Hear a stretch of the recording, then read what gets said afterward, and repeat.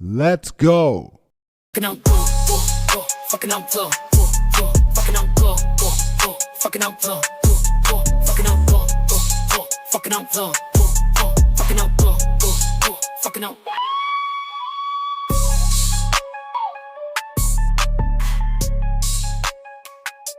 All right, welcome back, everybody, to the 21-24 season preview edition of the EBL Podcast, the 8th official podcast, because I'm redoing the numbers. We're skipping Nothing Else Matters before what we're doing right now is basically we're cutting out. It's not 50, it's not 51, we're on number 8. So welcome to the 8th podcast. Joining me, as always, literally as always, is Wick from his 4th different home in the amount of times we've done this podcast. So, welcome, Wick. Thank you. Good to be on once again. And I'm glad I can continue podcasting with you and that, that fifth big didn't sign. Yeah.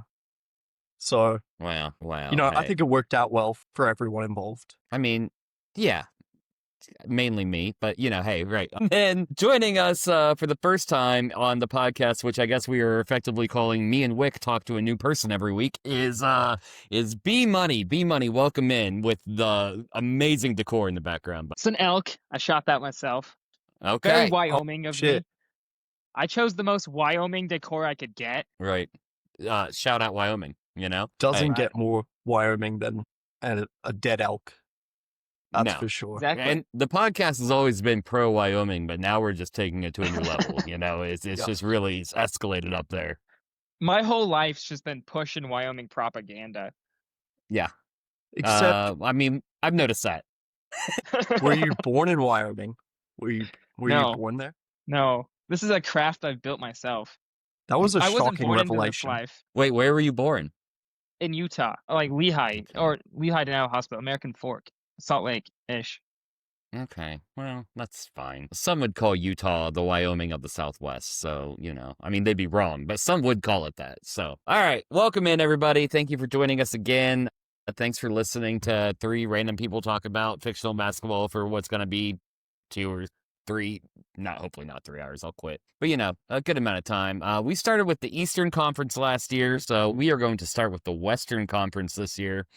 We try to switch it up, go back and forth, so by the time that we're burnt out at the end, we're giving fair and equal rights to all teams talked about. So if you thought that we were too tired to talk about your team at the end last year, you get to hear your team first this year, and that's how it goes. So we'll start with Dallas Mavericks, Slug Stearns team that he's got building up in Dallas, who, I guess the one thing that you have to mention right off the bat is losing Sammy Mellis in free agency.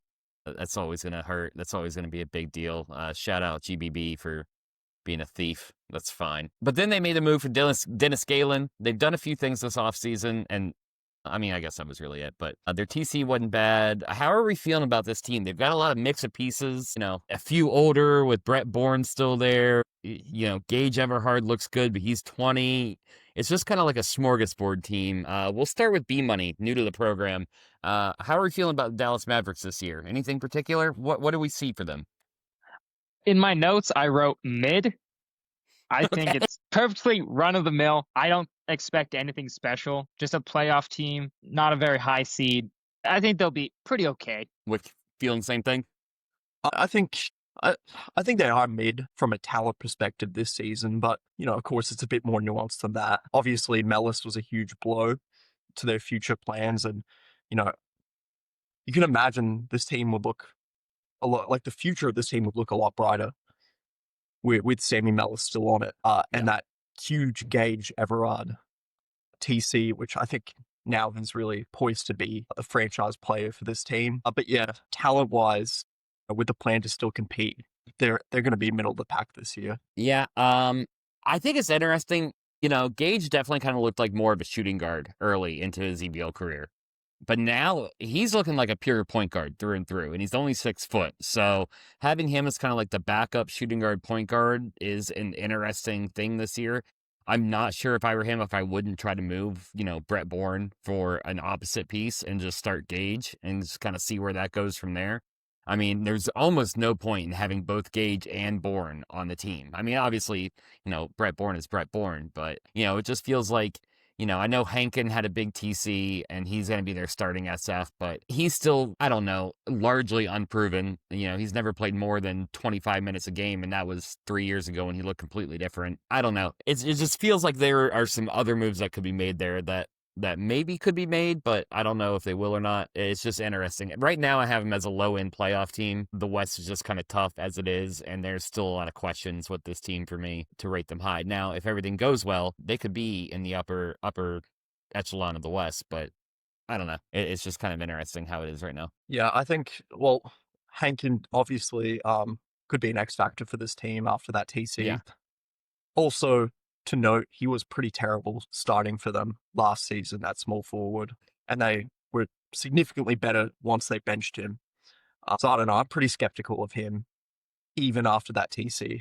And yeah, I think I totally agree with you, Tyler. I think they've really got nothing to lose. Try and gauge at point guard and seeing how that goes, because it would be huge if he was a point guard. All right.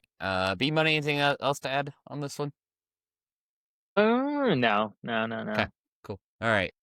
So we got the Denver Nuggets, first time being talked about in this podcast. And they just made a big move. They just got Kirk Swain, a largely the same team, just with probably an upgrade at the small forward. How are we liking the Nuggets this year, Wick? What do you feel about them? I think, obviously, offensively, this is an absolute juggernaut. Any team with that backcourt, with Dacey and Joels, is going to be really, really, elite on that end. But I think the defensive concerns, even after bringing Swain, still remain. And that really ties back to the big men and their limitations on that end. Yeah, I would tend to agree with that. B-Money, what do you got on the Nuggets? Yeah, I think they're a very solid team. I think that they look really good on paper. They're not too incredibly old, pretty experienced all around. I think they'll be pretty good. Yeah, I think they're the right mix of like youth and experience. No one over the age of 30, other than, like backups. Like, well, I guess Aaron Byron's kind of important to their team. But yeah, I agree with Wick. Just the defensive concerns. I mean, they could put up like 160 a game, and it would not shock me with, Dacey and Joels and Swain and Zarko. Like, that would not shock me at all to see them just score. Well, 160 would shock me, but I'm being, exaggerative. But they really have to hope to outscore everyone. And I know that seems like kind of a obvious statement, like you got to score more points than the opponent to win type deal. But like they have to like score a ton in order to be competitive, I think, because this defense is trash. I mean, it was bad last year.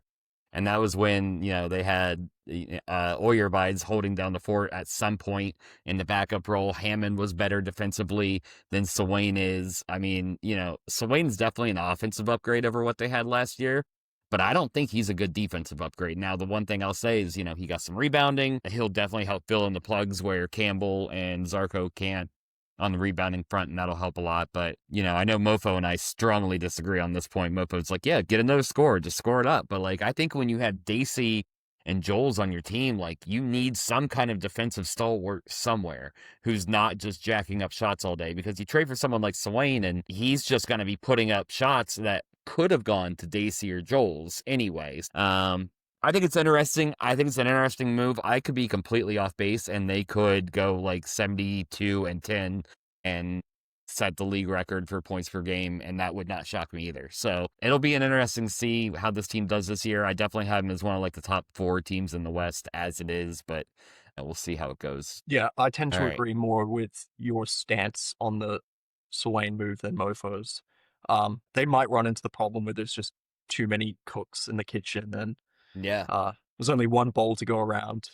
I think Merrill would have been maybe a better move for what they actually need. And I know you agree with that. Noticeably agree with that. Spent all offseason trying to convince Devonta to spend more than 1 first to go after Merrill, and he wouldn't do it. So, whatever, it's fine. Trade 3 for Swain, who's 4 years older. I don't care. See if I give you advice ever again, Devonta. Just kidding. I will. Next, we have a team that I don't really know how to spend much time on is the Houston Rockets, because they could end up looking completely different here within about 2 days. Seth's trying to blow the team up. He already moved, what's his name? Anstead. Thank you, myself. Anstead, he already moved Anstead. He's trying to move Meigs. Loki might be on the move. Twist is gone. Whole different team. I'm kind of shocked it got blown up the way it did. Not really sure why it got blown up the way it did, but, it is what it is. He luckily got Azuolas back in free agency. Azuolas stayed with the Rockets, and that's big for him, so good job there. B-Money, anything to say about the Rockets while they look how they do currently? And it's, like you said, it's kind of just hard. I think how they stand now, they look like a pretty decent team, but I don't think this team's going to be here in a couple days. So we're reporting on old news right now. Right. Yeah, it's already outdated. Wick, what do you got? Yeah, I just want to ask B-Money, do you think they rushed into a rebuild? Yeah, I think so. I think they have things they can build around. It's not like they're completely void of picks, so they could have tried to maneuver something. But and sometimes it's better to just sink your ship and then instead of trying to just throw the buckets of water off the side. Yeah. That was a very Wyoming saying. We Never don't have heard that water. one before. True. You are landlocked. Sometimes it's better to shoot your elk where you want it dead than try to drag it back to camp. I don't know. I'm just trying to, No, that's a good point. That's a good hunting point. Wick, any more thoughts? Yes. I know you got something. No, I'm completely in agreement with that. And I would have given it at least another season. Oh, for sure. I don't think anybody other than Seth would disagree with that. Right. I don't disagree with moving Twist. I think moving Twist was fine. I don't think he fit with that team. Twist needs to be on like a purely outside focused offense. You can't run balance with him really. I totally understand moving Twist, but like blowing the whole thing up as it is, like, and he hasn't blown it all up as of now. If I'm him, I'm like trying to trade for a more balanced scoring point guard or a shooting guard and calling it a day. Because he's still got everything from last year so far, other than Anstead. He already moved Anstead, but that's fine. He never liked Anstead anyway. I think it's because he's obsessed with blocks, and Anstead can't block a shot to save his life. I think Anstead just like lucks into blocks from time to time. But I don't know. It's interesting. It's not the move I would have made, but it's not my team. And Seth can do whatever the fuck Seth wants to do. There's that. So hopefully it goes well for him. And hopefully he waits at least a day or two to trade people so that this isn't completely outdated by the time this podcast comes out. Next, we'll move on to the KWO, the Minnesota Timberwolves, who are the same team from last year, basically. Still don't have a small forward. Shout out, Mofo. I think he was hoping Pat Belk Jr. would have some huge training camp, and he did not. This team's on its dying legs, in my opinion. It's really close to the end there. He got a title out of him, so I guess that's all that really matters in the grand scheme of things. His first title, he made that one count. He made the move for Darren Frisbee. I don't really super understand that one because it felt like he needed a small forward more than anything else rather than a 6'3" point guard. But I don't know. I guess you could maybe try Frisbee at shooting guard and Bales at small forward. I don't know. He has no small forward right now. So who's got thoughts on the Wolves as they stand? Yeah. I mean, I'm not really too sure either why they made the Frisbee move. I mean, you weren't mad about it, but I wasn't mad about it. I hate that motherfucker. Like, good riddance. Like, one of my least favorite players of all time. But yeah, he should be okay as a backup point guard, or I don't think he would be a good shooting guard for the KWO, but I don't think he'd be a good shooting guard either, but would he be a worse shooting guard than Rotimi Jamu would be a starting small forward? You know what I mean? Like, it's like, I don't know.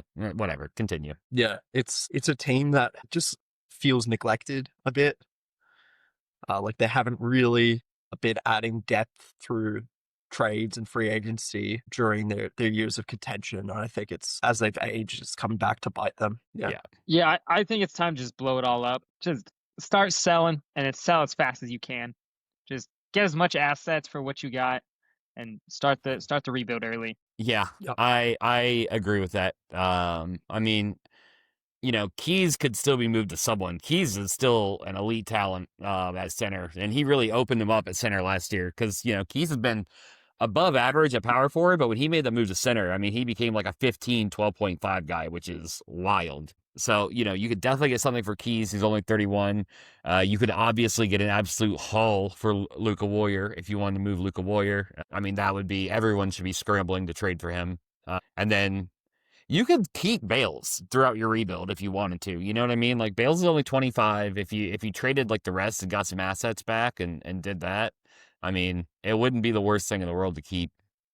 both Bales, really. But yeah, I agree with B-Money. I think blow it up. Or, they're Spore and Frisbee are 35. They'll both probably retire at the end of this year. So if you want to try to ride it out with them one more time, I mean, you can do that too. But then you'll be forced to rebuild after this season, probably.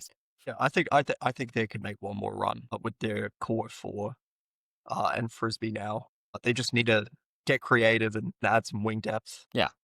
And they have a first-round pick. There will be a wing available, and they can trade for an old-ass wing because the rest of their team is old as shit anyway. So it's like, hey, fit right in. Like, let's join the party, Like they were just in the finals. So, right. Yeah, I don't think they're completely cooked just yet. No, not yet. I don't know. We'll see. And then on to the best team in EBL, the best team ever built, the best team anyone's ever seen.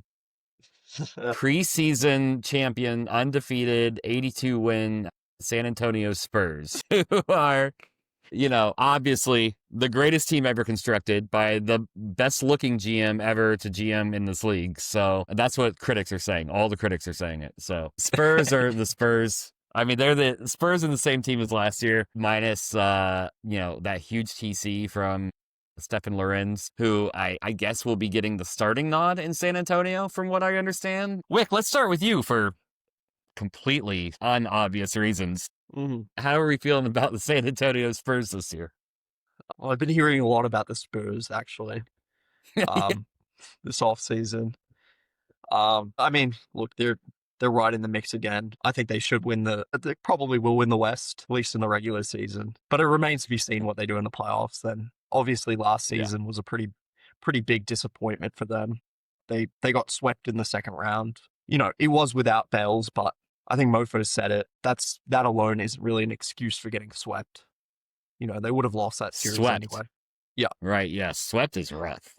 That's rough. I have my own feelings about that. I think as good as Glendon is defensively, and as good of a regular season stalwart he is, I don't think he gets it done in the playoffs. The stats back that up. He's played well over 50 playoff games in his career, and he's under 40% from the field, and he's under 10 points per game, and that's in over 38 minutes a game.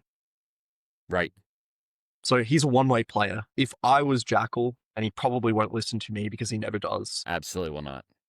I would go Pontus at power forward and see how that goes. Yeah. I mean, it can't hurt, right? I don't know. Yeah, I think that would be, it could actually cost him some regular season wins, but I think Pontus is the more complete two-way player. And, it could help in the playoffs. I'd want to see him get some starting minutes there. B-Money, what are your thoughts on, since you're not related to the team that we're talking about? I think if we ended the season and gave championships before the playoffs, the Spurs would win it every single season. And there we go. There's just no point for us to ever try. But I think the playoffs being their biggest weakness, I don't like this team a whole lot. I think if you can't really win in the playoffs, there's no really point in trying to keep that team together. Yeah, it just kind of feels like something is off. You know what I mean? And I'm not sure exactly. Now, if you go through, I went through and looked at the box scores because I was prepared to talk about the Spurs for basically an hour of this podcast. I don't know how you guys feel about it, but, Luka Warrior got shut down by Jerry Glendon in the playoffs last season. I mean, there was one game where he was 2 for 12. There was one game where Luka Warrior was 7 for 20. And Luka Warrior was the guy for Minnesota throughout the rest of that playoff run. So I don't think Glendon's as big of a problem as Wick does. Now, I do think that he does, he's definitely more of a regular season guy, but I think his defense is still there in the playoffs, which I think is good. The one thing that I kind of noticed was the wings. It was always the wings that just blew up. Even Gyro James was shooting over 50% for most of that series, which would fall along, I guess, some hodgepodge of Omar Berkeley and Omar Dyson and Omero Berkeley. Sorry, too many Omar whatevers. And then Pawn Shop Pete Barone was on there too. So, it's just interesting. And I don't think starting Lorenz is a move. I know he's kind of dead set on it after the training camp, but we saw what that team did last year when Lorenz started and Lines was out. And I don't know if one big TC, can close that gap. They were a much different team starting Lorenz and not in a good way. So it'll be interesting to see. It's Jackal. He'll figure it out, or he'll claim that he hasn't figured it out in the chat, and we'll just have to believe him. I don't know. Well, it'll be something. But as it stands right now, they're definitely the top regular season team in the West, without a doubt. I don't see anyone passing them except for unless, Denver actually does score like 150 a game, and then fine. But, that'll be interesting. We'll move on to Jackal's father and the Utah Jazz with Derek. With Derek at the helm of that team, largely the same team as last year. A few things were done. I know there's been some talk of who he's starting at center in the chat and kind of what's going on there. Kofi kind of came down to reality during this training camp. The old 33-year-old TC. But largely it's a lot of the same team as last year. B-Money, your thoughts on the Jazz? What do you got for them? I wrote down that they're basically a retirement home. Mm-hmm. They're just old players recycled with old players. It's a pretty good cycle if you like old people. I think it's a middle of the pack, but this team doesn't have what it has to be the top team. Just consistently being a step away. Yeah. And it's an interesting. I mean, he did just make the move for Trevor Huck, so we can't let that go unnoticed on there, which is another. We'll get to that when we talk about the Celtics. Probably, I think we'll just kind of not probably definitely. Looks like I have it marked here. I have it noted here, but he is starting Trevor Huck at center, so that's interesting. Or at least he's moved to center. I don't like that. Yeah, Wick. No. Give me your thoughts. You know the Jazz well. Huck is 30 at this point. He's been trialed at center. At least half a dozen times, and it's never worked out. He's not a center. He's not good enough defensively to be an anchor, and he's regressed a little bit, even though his ratings wouldn't show it. He's regressed on the offensive end as well. I don't really get why this team traded Eddie Bowler, who I like better at center, and who did hold down the fort on the defensive end, and then went to get someone who's the same age with a worse contract. R.I.P. And it's been real. Oh, hey, Wick's back. Wick, we lost you for whatever amount of time that was. We lost. As soon as you mentioned Eddie Bowler, basically your feed cut out. So I'm not sure if Eddie Bowler is just like hacking the Wi-Fi in Australia or whatever. He's like, don't mention me, don't mention me. Okay, well, I continued my rant. Okay, and the gist of it was Eddie Bowler is better natural center, who did well for them as an anchor. They had a top 5 defense. I don't know why they trade Bowler and then use a first for a guy who's the same age, worse contract, and not a natural center. Makes no sense to me. Yeah, and what's interesting about all this is, he has Johannes Huber as his backup center and power forward, who has been largely a small forward for all of his career. So I think that's an interesting move there as well. I don't really understand why he traded. Who's the guy he traded to you? What's his name? Why? I don't know why my brain is hurting so far. The center he gave you last year, the one that I hate. Jamel Byers. Thank you. God, I can't think of him. Maybe I've just erased him from my brain. Luckily, trauma blocked. 100% trauma blocked. Hey, yes. That's 2,123 EBL champion Jamel Byers to you.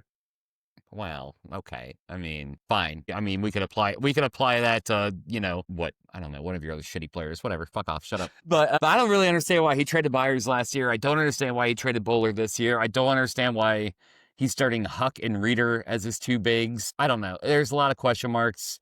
I like B-Money's point that you could call them the retirement home, but however, if we just did that, you could also say that every year. I mean, this is Derek's move, he just constantly trades for the old people, and sometimes it works out. He's made it to the finals with this strategy before, so I don't know. Can't really hate on it, but I can hate on it a little bit, so we'll move on to the Memphis Grizzlies. Don't really enjoy talking about my own team that much. So, B-Money, we'll start with you. What are your notes? Really young team. I liked Raven. He improved a little bit, but it's not. I mean, a lot of young guys. You're definitely a rebuild. Definitely rebuilding. Yeah, it's a young team hanging out with Grandpa Musa Skiles for right now until I can move him. But Wick, what do you got? Holy fucking Boban. Wow. Yeah, That was a that's hell of a TC. +5, was it? yeah, Yeah, that's my boy. it's +5. Jose, I'm not going to try and pronounce that last name, but he looks like another building block. You hit on that other all B+, C potential guy by the looks of it. He didn't go down at least. He went up and outside. It Yeah. looks like at the very least, a contributing player off the bench. Yeah, I mean, your team is sort of just like a hodgepodge of intriguing young players at this point. And we can probably assign the building block label to Boban and maybe Jose, but you're still figuring out who's going to be a part of the next iteration of the Grizzlies, right? Yeah. Oh, he's fine. I mean, Boban's locked in as starting shooting guard for the foreseeable future. Jose is probably locked in as the starting power forward for the foreseeable future. Unless he has a bad next training camp. Jude will be my backup center power forward until, he dies probably. So, we have a few pieces there. I'm trying to get a young point guard. I'm not sold on Minas. I was really hoping he would have a good TC, and he did nothing, so that kind of hurt. Angel Garcia, I knew he would go down, but there was like the irrational Delulu part of my brain that was like really hoping he would go up, and then that didn't happen either. So I definitely have the young pieces in place, not really expecting anything. Raven Olmstead does stay the same defensively at point guard, so you can expect to see him at point guard at some point this year for sure. Just because, point guard with rebounding, you got to do it, right? Can we see that Sim 1 maybe? Possibly. That is well now because I got to start Musa. When I have Musa, I have to start Musa. Fair enough. I don't think Mofo would not let me start Musa. I don't know. Oh yeah, we'll see. Yeah, of course. Yeah, right. it'd be tanking if you didn't start. I can't tank that badly. I got to get rid of Musa first. So I got to at least try to pretend like I'm doing something here. But yeah, it's definitely a young team. There's no expectations this year. I kind of hope I suck because I have my own pick, but we'll see. That means I got to get rid of Musa faster rather than later because he'll claw me into an 8 seed somehow. Yeah, he went up actually. He went up at 35. Yeah, he went up and outside or inside, outside. Fuck. Whatever. Outside, I think. Yeah. Yes, thank you. He's hanging outside now. I was trying to sell someone on Musa the other day. I was like, oh yeah, he has A- inside down. They looked at my stat site and they were like, bro, he still has B+. And I was like, hey, I don't know what I'm talking about half the time. So I just do a 2-hour long podcast and then I check out for the rest of the year. So we'll move on to the Golden State Warriors, who didn't have that good of a training camp, but not a total disaster. They still have Kondak? Wick, how would you pronounce it? Doc or Dak? Kondak. I mean, Dak is not a Turkish last name. I actually looked up the origins of it. It's English in origin. Khan is a Turkish first name. So I'm going to assume he's maybe he has mixed Turkish. heritage. Yeah, I think he has mixed heritage, like me. Okay. So, well, now I like him less, but Warriors look largely the same as last year. And by largely the same, I mean they did not make a single move. Maybe they did. I don't know. I'm looking at the backup site, not the regular site, whatever. No, they didn't. Still have Sid Gunn. Boy, that Jimmy Ellenwood TC is rough, though. I'll tell you what. Jimmy Ellenwood does not look fun anymore. And that's largely it. It's really just kind of, and Cuddy went down. Cuddy now can score less than he was already able to score to begin with. But I don't know. How are we feeling? What I start with on me? I started with Wick. B-Money, how are you feeling about the Warriors? What notes you got? No, I started with you. Fuck it. That's fine. They're the oldest team in the EBL. Their average age is 31. They're the only team that's outside of the 20s in average age. So this is the true retirement home. But I'm not super amazed. They're okay. We might have a breaking trade on the podcast for the first time in podcast history. Did we just Adam didn't need a sound effect. Scheffner this? Yeah, but it'll come out like 3 days later and nobody would be impressed because they've already known about the trade. I just got it. I got it in my DMs. I'm gonna see.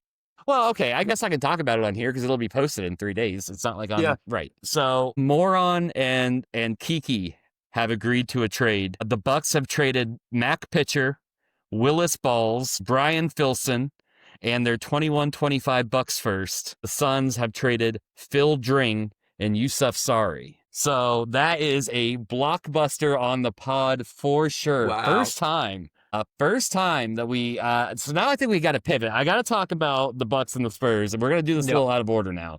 That's 'Cause fine. we've never had this happen before, and I'm a big fan. Thank you, Kiki, for sending that trade to my DMs and saying put this on the pod. So we do appreciate that. We love that. I mean, I think that's a big trade for the Bucks, and we will get back. We'll get back to the Warriors. Let's just pretend we didn't talk about the Warriors for a minute. We'll come back to you. I'm not going to skimp on you, Dewey. I promise. I think that's a big trade for the Bucks. We'll go ahead and talk about them first for a second, because I think they're the getters in that trade. They already have the core of Lee Dang, Dirk Whitley, and then the rising star of Torrey Buff, who hopefully continues to improve. I mean, Phil Dring. Their biggest question going into this year that I was going to talk about was point guard. Like, for sure. Like, how is Mac Pitcher going to do? That's going to be relying on their team. And now they've given up really none of their other starters to get Phil Dring, the upgrade in point guard. You know, I know it's kind of off the cuff here. How do you feel about this trade just off the rip? So I didn't know about this proposal. I've been talking to I knew Kiki about over it the last too, couple but of days. now it's broken now. We can talk about it freely now, you know? Yes, we can. It's an official trade now. Will be voted on, I'm sure, in the coming minutes. But yeah, I think it was a really solid trade for Kiki. Phil Dring is 28 years old. It's not like he's ancient. He's in the prime of his career. He's arguably a top 5 point guard. This is a huge win for the Bucks, and you know, probably not a great news for Mac Pitcher fans. Because I don't know. All one of them, yes. Mac Apparently, Pitcher. Morin is a Mac Pitcher fan. Which Yeah. comes as a surprise, honestly. A little I don't bit. know what the future holds for him. I don't know how I feel about this return for the Suns. I don't know if I love know. We'll get into I really that. d- B-Money, do you have initial thoughts on the Bucks side of it? I'm the biggest Phil Dring fan you'll ever meet. Well, right. Yes, obviously. And so I think this is great. I like to see Phil Dring succeeding, and I think that makes I like that Bucks team with Phil Dring on it. Yeah, I agree. As far as the Suns go, I do understand what you're saying, Wick. You know, the Suns, I'm constantly confused by what they're doing this offseason. I know I'm not the only one. I know Mofo's kind of confused as well. He's mentioned it in the chat a few times. I'm sure we're not the only ones either, but you know, it is Moron. I do think he has a plan. I don't outwardly love this return, as Wick said. I do think he got some interesting guys. You know, Willis Balls has gone up a few training camps in a row now, I believe. And he doesn't look terrible. He's okay. He's fine. Mac Pitcher, it really just depends on how you feel about Mac Pitcher, to be honest with you. That's kind of what this whole trade revolves around. If you think he's going to be like a future stud, you know, then I guess it's fine. Brian Bilson shows some promise as well. He did good in the limited minutes he had last year. I don't know. Any thoughts about what the Suns are doing overall? I mean, it's Morin. He has a plan. He's got very a plan. methodical. He doesn't make trades without purpose, and you know he does his due diligence, and that he shops Dring around, and he felt as though this was the best offer he could get. Yeah. And you know, he's a 8 or 9 time champion for a reason. He's a great GM, and I think we need to see the full vision and the full plan unfold before we can really jump to conclusions with anything Yeah. Morin does. Yeah, I would agree with that. B-Money, any parting thoughts on the breaking trades with Suns or the Bucks? No. I guess we'll see. Hopefully this trade gets passed and we don't look like an idiot on the podcast. I don't see why it wouldn't. I don't know. Well, now Mofo is now saying in the chat, I don't think I would have done that if I were the Bucks. So, you know, what do we know, apparently? Yeah. But we're all on board with him trading like for a 30-year-old center last year. So it's like, you know, I don't. Whatever. much I can't more keep up. on board with this trade than the Lee Dang trade.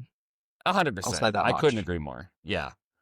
You know, hey, it is what do I know? I haven't won a title in, you know, a century, so it's fine. Golden State Warriors. Let's go back to the Warriors. Sorry, Dewey. We're back. Oh yeah. Sorry, Dewey. We're back. I don't even remember what B-Money said about the Warriors. What were your notes on the Warriors, B-Money? We'll just go over it again. That they're the oldest team.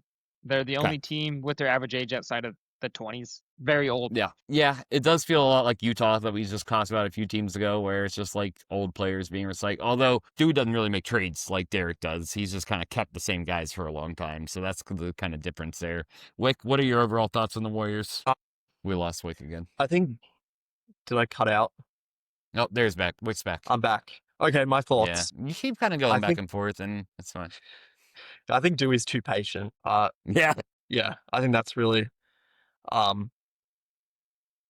his fatal flaw, if you will, with his current roster construction. That, as you were saying, he has kept a lot of the same guys for many years, and Ellenwood has been regressing for a while now, and he hasn't addressed that. Oscar Cuddy, he traded for Oscar Cuddy last season in a deal I thought was a bit of an overpay. Now his future is in question. Yeah, I don't love this team, but I think with Khan and Sid Gunn, they're probably at least a playoff team.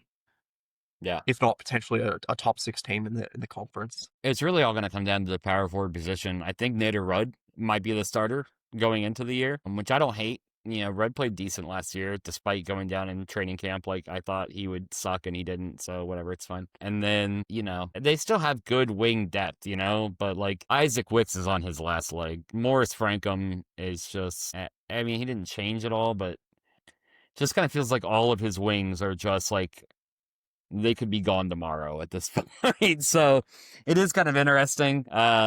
He's going to have to address this eventually, sooner rather than later now. But I do kind of agree. There's somewhere between a 5 and an 8 seed, and nowhere in that range would shock me. So, I would be shocked if they were a top 4 team, but I don't think. Well, honestly, the Pacific is so shit, they could be a 2 seed. So They could win the Pacific and be So that would not shock me at all, actually. But I don't think they would have a good record, even if that were to happen. Let's stick on with this, whatever this division is, and we'll move on to the Clippers, and we'll talk about Guillaume's team.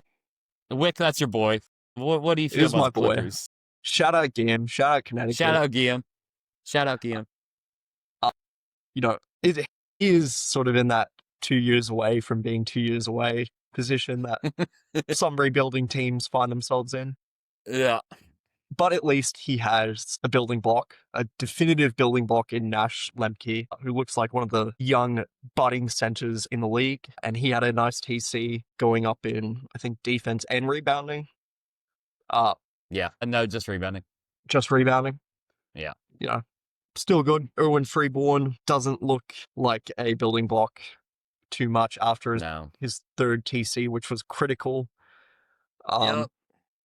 And that might be a misfire. They drafted Harris Champa in the top 10 last draft, and he didn't do anything in TC.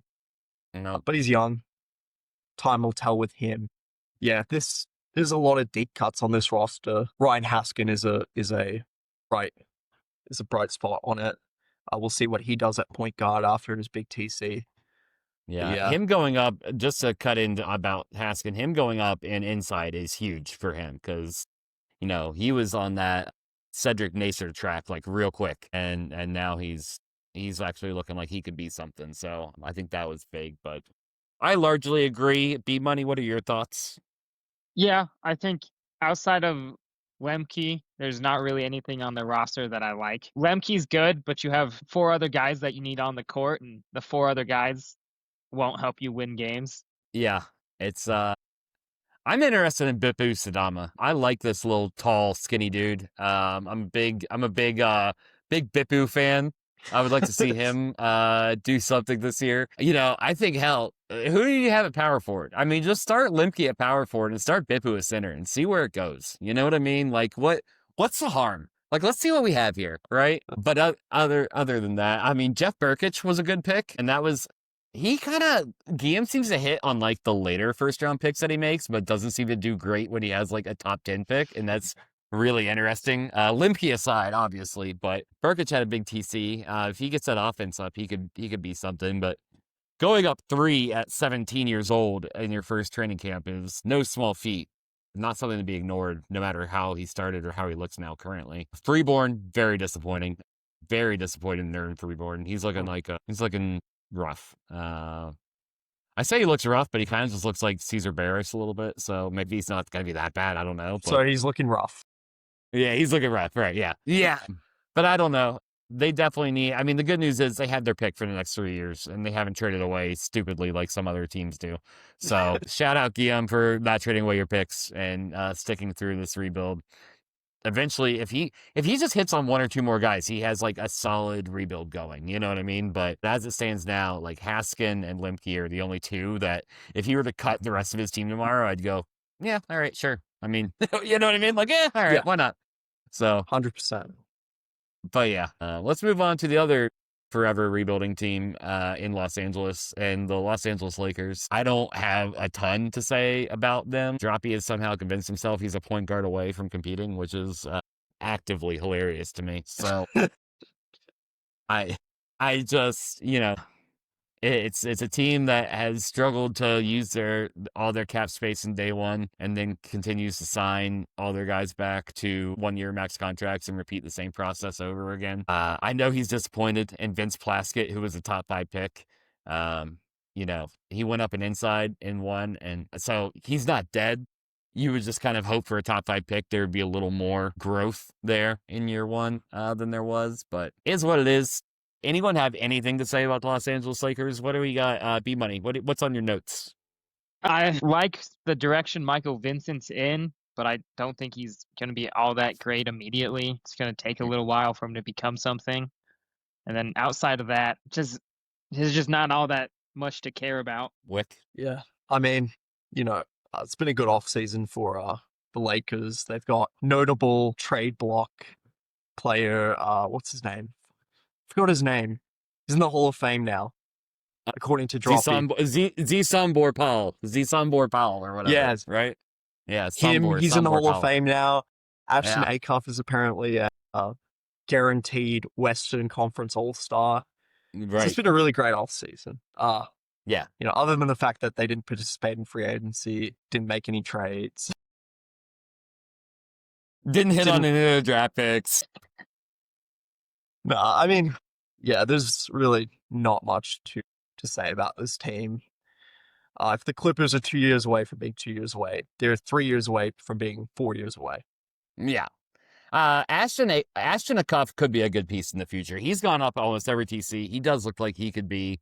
I'm not sure that he's a small forward with his lack of rebounding and just kind of overall like 6'6", 220 is a little light. But I do like that my boy Anestis Malaxos is finally getting the start for them at small forward, who has been criminally underlooked for years now, just rotting away on that bench for no apparent reason. So shout out Malaxos. Can't wait for him to suck and me to be proved wrong after all this time. But yeah, I kind of feel the same about the Lakers. Luckily Droppy does have his picks for the next 3 years. As long as he doesn't get CPU'd one of these years and he keeps making picks, eventually one will hit. It's not a bad. He's got to do something in free agency is what it comes down to. You can't just keep signing your guys to 1-year deals you're just wasting your... All right, anyway, move on. We'll talk a little bit about the Phoenix Suns because we didn't dive into them like a whole ton when we talked about that trade. Where they're at now, did that trade pass? Has it passed yet? Where are we at with that trade? It's still just in the air. Cool. All right, well, nothing to talk about on that front. Yeah, I think probably. I would assume. Or some iteration of it will. So let's assume that it passes and we're looking at, a team of Mac Pitcher, Zach Merlin. Although we assume, if Phil Dring's gone, Zach Merlin's got to be gone too, right? Are we just kind of assuming he's just selling everybody off? And that's kind of what's happening here? I think so. Okay. Yeah, so I don't have a ton to talk about with the Suns then, because I don't know how they're going to look by the time this podcast even comes out. It's going to be largely the same as the Rockets, where it's just all right, cool. So any overall thoughts on the Suns? The only thing I wrote down is I like Phil Dring, and that's not even relevant anymore. So well, nothing to talk about. Yeah, I mean, we'll see. I look forward to doing the podcast next year and going, wow, I didn't even see where Moron was going with any of this, just kind of looking forward to the future. So yeah.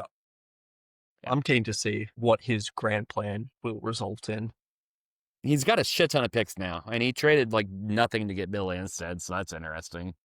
I mean, he's got the blocks, so Yeah, I mean, now in hindsight, the Bill Anstead trade doesn't really make any sense. Like, he must Right. have changed his plans after that trade was made, because Yeah, I don't see probably. where Anstead fits into his plans unless he thought, oh, it's a good buy low, one non-lotto for Anstead. I can, he's still got some juice left. I can squeeze it out of him and trade him for 2 first. I think that's the Yeah. only rationale I can think of right now, that or I'd he agree with changed his that. plans. Yeah. But yeah, I really have nothing to say about the Suns other than they got some big holes for Swain and Winfrey, and yeah, I don't know what the plan is, so I can't really speculate too much. Yeah, I would agree. I agree on all accords. We'll move on to the Portland Trailblazers. Adam Smith, new GM, shout out. Shout out. That's my boy. Shout out. Shout out. Yeah, I mean, it's a rebuilding team. I don't have a ton to talk about with them. Dirk Ree is a decent building piece. He still can make a move. Someone will take Tomoya Kobayashi like they always do, despite him being Tomoya Kobayashi.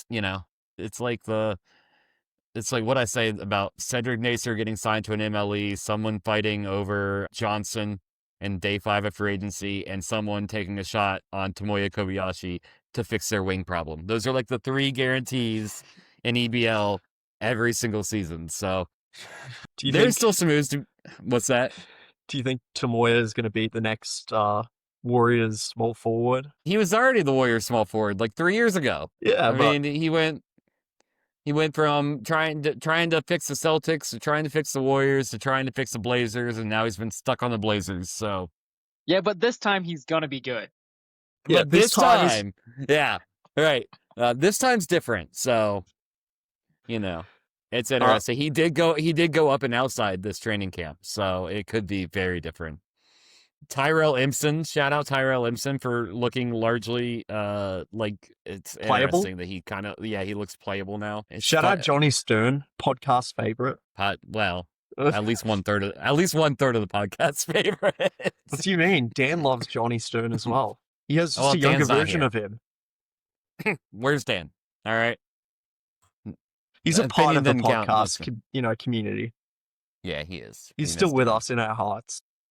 You make it sound like he died. Let's not do. All right, come on. It's been 2 podcasts in a row now where he's been too busy doing other stuff, like helping feed his community and other unimportant stuff like that. Right. so Starting to feel like died in Hodge. a sense. I got other friends. I have real life things to do. Like, all right, fine, Fuck whatever. that.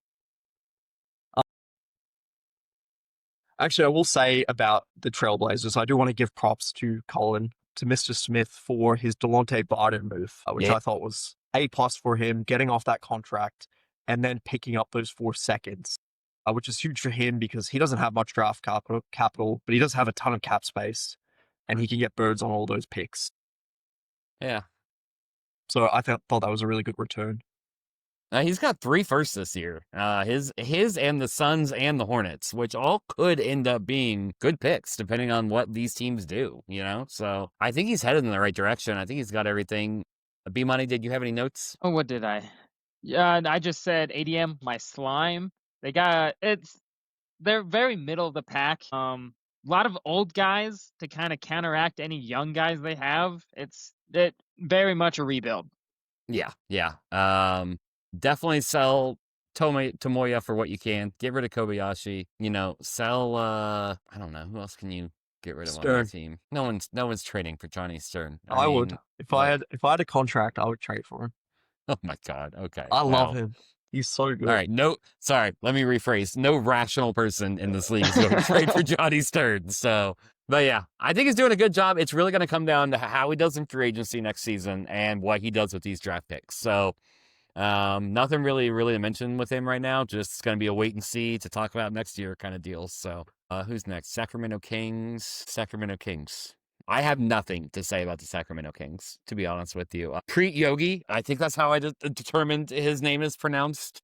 during my draft videos that I did. Shout out for me doing those for 1 year and then saying I'm going to do them every year. I think it's Preet Yogi. Yogi is how I was told it was pronounced by artificial intelligence. So we're Which going is with never that. wrong. Never. I have never known it to be wrong in the history of anything. So he looks pretty good. Stephen Howell looks like he could be something at center now, which I did not think was going to be the case when I looked at him last year. So he looks decent. Stu finally took Stu took a big jump in defense and rebounding, and that's huge for him. He might actually be something now. So shout out Stu McCarthy, Tyler original. The OG skinny big. I know that's erasure of our boy Wick. I can't remember his name right now though. So Benny Taccia. Is that who you're no, talking about? the No? one that we went back and forth on. Who's the skinny big that you and I both had? What was his stupid ass name? Oh, yes. Mikel Yeah. Quick. McQuell Quick. Yes, that's Yeah. it. Thank you. I think I've trauma dumped his name from my brain as well. Yeah, same. Trust me. It was horrible. Bad. Can we talk about Xingdu making a random resurgent TC? He dropped all Bs last year and looked dead, and now he's back to B plus B plus B, showing signs of life, and I think that's very interesting. Yeah. I'm not sure how that's gonna go. He looks like a third string point guard now rather Well, than yeah. IR one. But Growth. yeah, they still need a point guard for sure. Xing is not going to get it done. No, I think they were really hoping. I mean, oh my god, I'm never gonna be able to pronounce any of these names, and next draft is gonna be so much worse. And I'm just starting to hate Mofo for the way he names these players. Hey, you don't have to talk about him for 3 fucking hours. It's fine, I get it, but this point guard that he drafted this year, Ayasat or whoever, he went up in handling one, but I think he was hoping for more from that. Right now, Preet Yogi could be a building block. We'll see how he does this year. Stu McCarthy definitely is. Stu is a building block. Stephen Howell and Preet Yogi are you have to see type deals. They're kind of in the in-between. B-Money, what were your notes on the Kings? Yeah, all I said is I like the way Stu looks. I'd be happy about him, but there's nothing else to write home about. Yeah, and I think that's fair. They're just kind of like a middle of the pack, rebuild team. Not middle of the pack, this year, but as far as rebuild goes, They do luckily have all their picks again. So luckily these Pacific teams know that they suck and they're keeping all their picks, and that is a good thing for everybody. So we'll move on. I don't have any. Wick, did you have any final thoughts on the Kings, or are you good? I have actually, do I have one? Yeah, I think Stu McCarthy's rise is definitely interesting and could be another Tyler draft pick to add to the now growing list of hits outside the top 10. We are. Listen, I can't make a pick in the top 10 to save my life, but you start giving me pick 15, 16, and we start cooking around here, all right? So league is starting to notice. We're getting there.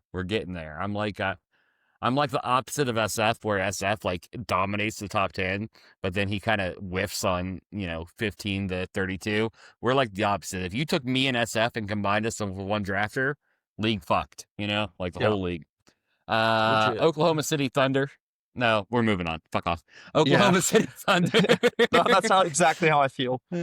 Yeah, Oklahoma City Thunder. They made the big steal. Sammy Mellis, getting him, and him going up in training camp, which, I mean, just another slap in the face to Legion. So, that's fine.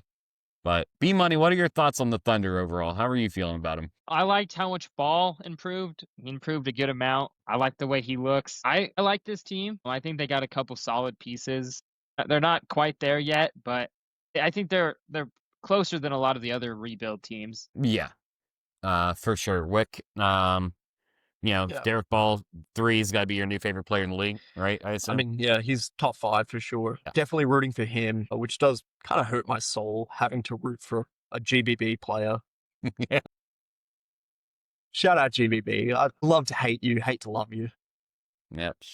We all love Joe. We all love the Joe. We all love Joe Bauer. The other Bauer, can take or leave, but Joe Bauer's a good one. Yeah, he's a good guy. We like Get Busy. But I mean, they're probably the winners of the off season. They're the real preseason champion of this off season. Wow, just hit on real fuck your brother moment, huh? Yeah. No, hit on every draft pick seemingly. Well, we'll see what they do in the league. But stole Mellis, which I think is more luck bait. He's no moron. What if he did? It's possible. He Not didn't, probable, but it's fine. possible. Right, yeah.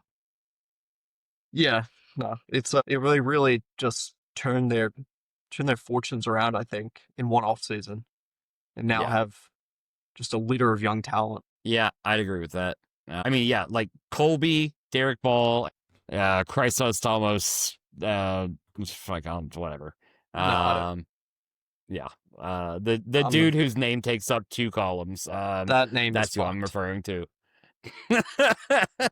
But yeah, I mean, all 3 of them look like incredible draft picks out the gate. I mean, you couldn't have asked for a better first round, really, out of the Thunder. And then even like Eli Scott looks decent. Who was his other like second rounder that he got birds on? Klaus Newman. Yeah, he was enough potential, so we don't really. But he didn't go down, so we'll take that, I guess. But yeah, their whole draft was incredible. Getting Sammy Mellis was the cherry on top of all of it. And they still have their pick this year and the Celtics pick this year to go along with the Wizards and Pistons. So they're not done yet. So I'll be very interested to see how this team looks starting next year. So let's move on to any other thoughts, any final thoughts on the Thunder? Anyone? No, I was just gonna say with the 4 picks and how they went this offseason, you just do that again. I'm getting scared of the Thunder at that point. Yeah. Sorry, B-Money. I realized I didn't ask your thoughts before I tried to move on to the Celtics. So I just got so excited to hear Wick's opinions on the Celtics. I just wanted to just fly right through it. So yeah, I had to get there. But yeah, no, I agree with you. If they hit on these picks again this offseason, that Western Conference is in. All right, before we get there, before we do that, Wick, let's talk about my God. The Boston Celtics. It's time. All right, it's time. IRL team. Go Celtics. Yeah. Yeah, I'm just going to let you take it. You go. We're the Celtics and go. All right. Well, we saw Galen and Huck just get sold for pennies on the dollar, and it really did feel like H-Dog just took the first couple offers that came his way. They don't have their picks for the next 2 seasons, and now their roster is completely gutted by those trades and a terrible TC. And really, it's just hands down the fucking worst situation in EBL. And everyone saw it coming for like 3 to 4 seasons. Everyone told H-Dog, blow it up now while your players still have value. He waited until they all aged out, they all regressed, and now none of his players are worth more than a first. And he's completely fucked. I mean, even Tilford, right? If he went for more than the first, I'd be shocked, right? Mm-hmm. I don't think he goes for a first after that TC, and with how old he is. I genuinely think he's a cap dump at this point. Yeah. Yeah. B-Money, let me get your thoughts real quick before I go into my tirade. They're too old for the situation they're in. Like they're in a rebuild while their team's old, and it's really hard to rebuild when you have 32-year-olds trying to do something. Right. Yeah. Yeah. 32-year-olds that you probably won't be able to get a good pick for.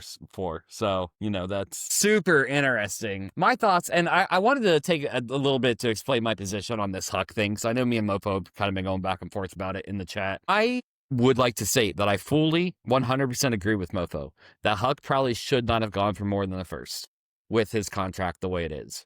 My only argument was I have seen a lot of GMs not give a single fuck about cap space in the past 5-6 years, and I guarantee he could have pulled at least 2 firsts, better firsts than a shitty Jazz pick out of Trevor Huck. And that's not to say that he should have been able to do it. I'm just saying he could have been able to do it, because I agree with Wick. He is just literally taking, someone sends him an offer, boom, yep, accept it, post, done. That is H-Dog's rebuilding. That's how he's rebuilding right now. It's just whatever oh, yep. Oh, you want to do that? Okay, yeah, post it. Oh, you want to trade? Oh, yeah, post it. Because he could have gotten a first for Galen, too. So, I would have probably considered giving a first for Galen at some point, because I think a man that rebounds as well as he does is still valuable. You know what I mean? Like, you can say what you want about how, a good of an overall power forward he is, but if you're a team who needs a rebounder, like, Galen is still a guy that you can go and grab. So he could have definitely pulled a first for Galen. And I'm still not sold on that dude he got from Dallas, that Photios Lemos. I know he had a huge TC, and that's fine, but, like, I need to see some, I need to see how he looks before I start like crowning him as a good prospect. So he still has Dylan Stables, who he'll probably be able to get the most out of Dylan Stables than he will for anybody. He can at least get 2 firsts for Dylan Stables. And if he only gets 1 first for Dylan Stables, fire him. Don't know, my friend, don't fire him. He's a good guy. We love H-Dog. We love H-Dog. We love H-Dog. He's got to get some assets somewhere. So Dylan Stables is his best bet to do that. For sure. Any parting thoughts on the Celtics? Does anyone have any positive to say about the Celtics before we continue? No. Okay, great. Perfect. Look, everyone was telling him this for so many seasons, but at least he finally pulled the plug and has gone into a rebuild. So I think that's a positive. He's finally seen the light. Wow. Yeah, just a little too late. Hopefully. Are you excited that Fred Bailiff could start this year? I'm really excited. I think he could still be solid. No, All right. He's not going to defend shit, and he's probably not going to. You find it funny that when you look at the stat site right now, him and Tilford have basically the exact same ratings when they're like right next to each other. They're like literally like a carbon copy of each other. And this is, the man that he could have traded for like 3 firsts 2 years ago. So, fun. Yeah. I'm a little lower now on Fred Bailiff now that I've noticed that. Okay, great, perfect. Yeah. Thanks for bursting my bubble. You're welcome. I mean, that's basically what I do here, right? So yeah, pretty much. You get excited about something, and then I bring you down, and then. But yeah, I'm still in my bubble about Johnny Stern. I think he could be good. Okay, all right. He's like 32, right? Yeah. I'm just making sure. Yeah, all right, I'm making sure. Did he have a good TC, or did everyone else around him have a bad TC? And I don't know. I didn't check. Is it like the hot girl that hangs out with like the ugly friend so that she looks hotter? You know what I mean? Like, is that what happened? Was Johnny Stern? Okay. He's a 6 hanging out with 3s. Yeah. 100%. Yeah. All right. Let's move on to the Heat. I'll start with CC on this one. The homer bound DC is disappointing. It's not like earth shattering though. It's not like he went down like 3 or 5 or, he went down 1 in handling. Yeah, he went down 1 in inside. Point guards have survived that. It's not like he's dead in the water. He was still a 22 guy last year. I don't see any reason to panic about Homer Bound yet, other than the fact that I've never really liked him, but that's neither here nor there. His play has always preceded my thoughts on him. So, my opinion of him's here and his play's been here for like a while. So that doesn't really hold any relevance, but I would have liked to see a little more out of Urban Reasons this training camp. He went down and inside, and that's all he did. Starting to wonder if he's really that building block piece for the Heat, as I would have sworn he was, just a few seasons ago. So I love the Eddie Bowler move. I think it was good getting a center in there. That's not Zlatan, even though I'm not giving up on Zlatan either. I don't know. I think their big move obviously was the Zach Merrill trade. And I don't think you can go wrong trading for Zach Merrill. He's 26. He's the best defensive player in the league at a wing or guard position. Obviously you could argue, Glendon and, whoever else. But like at a wing or guard position, it's Merrill by far. So I think he's just like a piece or two away from being comfortable with his team. I'm just not sure kind of like what the move is or where he goes from there. B-Money, what were your notes on the Heat? What do you have? I have their pick, and it kind of upsets me that they're getting better because I wanted a good pick. Right. It's not going to be the worst pick in the world, but I think they're in the right direction. They're definitely making good moves. They're pretty close to being that team, I think. Yeah. Wick, thoughts? Heat? I think the Homer Bound TC and just the overall Bound experiment is kind of actually earth-shattering, low-key. It's like, considering the amount of capital they had invested in him, it was 4 firsts to bring him in. Yeah. They don't have really any other sort of point guard prospect that they can they can point to and be like, yeah, if Bound doesn't work out, this guy can take over. And then they just like Terry invested more Billiter. money. Yeah, Why as are a we just backup, shitting on Terry Billiter over here? I like Billiter as a backup, but I don't know. Okay. I need to see more improvement from him. Whatever. Billiter, I'm a fan of him. You know that. We've talked about him. We love Scary Terry around these parts. We love but Scary yeah. Terry. Not the real life one that gambles and scams people, but Okay, right. Yeah, fine. But yeah, like I really actually liked the two moves he made for Merrill and Bowler. As you said before, can't really go wrong with an elite defender like Merrill, who ups his game in the playoffs, and I think Bowler gives them a pretty significant boost actually at center because Zoltan wasn't getting it done, especially on the defensive end, which he was built as this defensive minded player. Never happened. I don't know if it will ever happen, but yeah, knowing what if CC had the hindsight, knowing that Bound would be looking like this after TC, I think he would have reconsidered his moves. Yeah. No, I mean, for sure. I know that he's been real down about his team so far, and it seems like he's building back up. He's getting in the swing of things again, but he is. Him and I have had a few conversations about it. I know he's disappointed in Homer Bound, but like I said, I don't think it's the end of the world for Homer Bound. Like, I haven't completely written Homer Bound off as a point guard at this point. He's still only, 26? Is he 26? 24. 24. Yeah. So he's only 24 years old, and he was, and I mean, just last year with very similar ratings to what he has. He went down like 1 in handling, 1 in inside. Big whoop. He was a 20 point per game, 10 assists per game point guard, So like, I don't think he's done.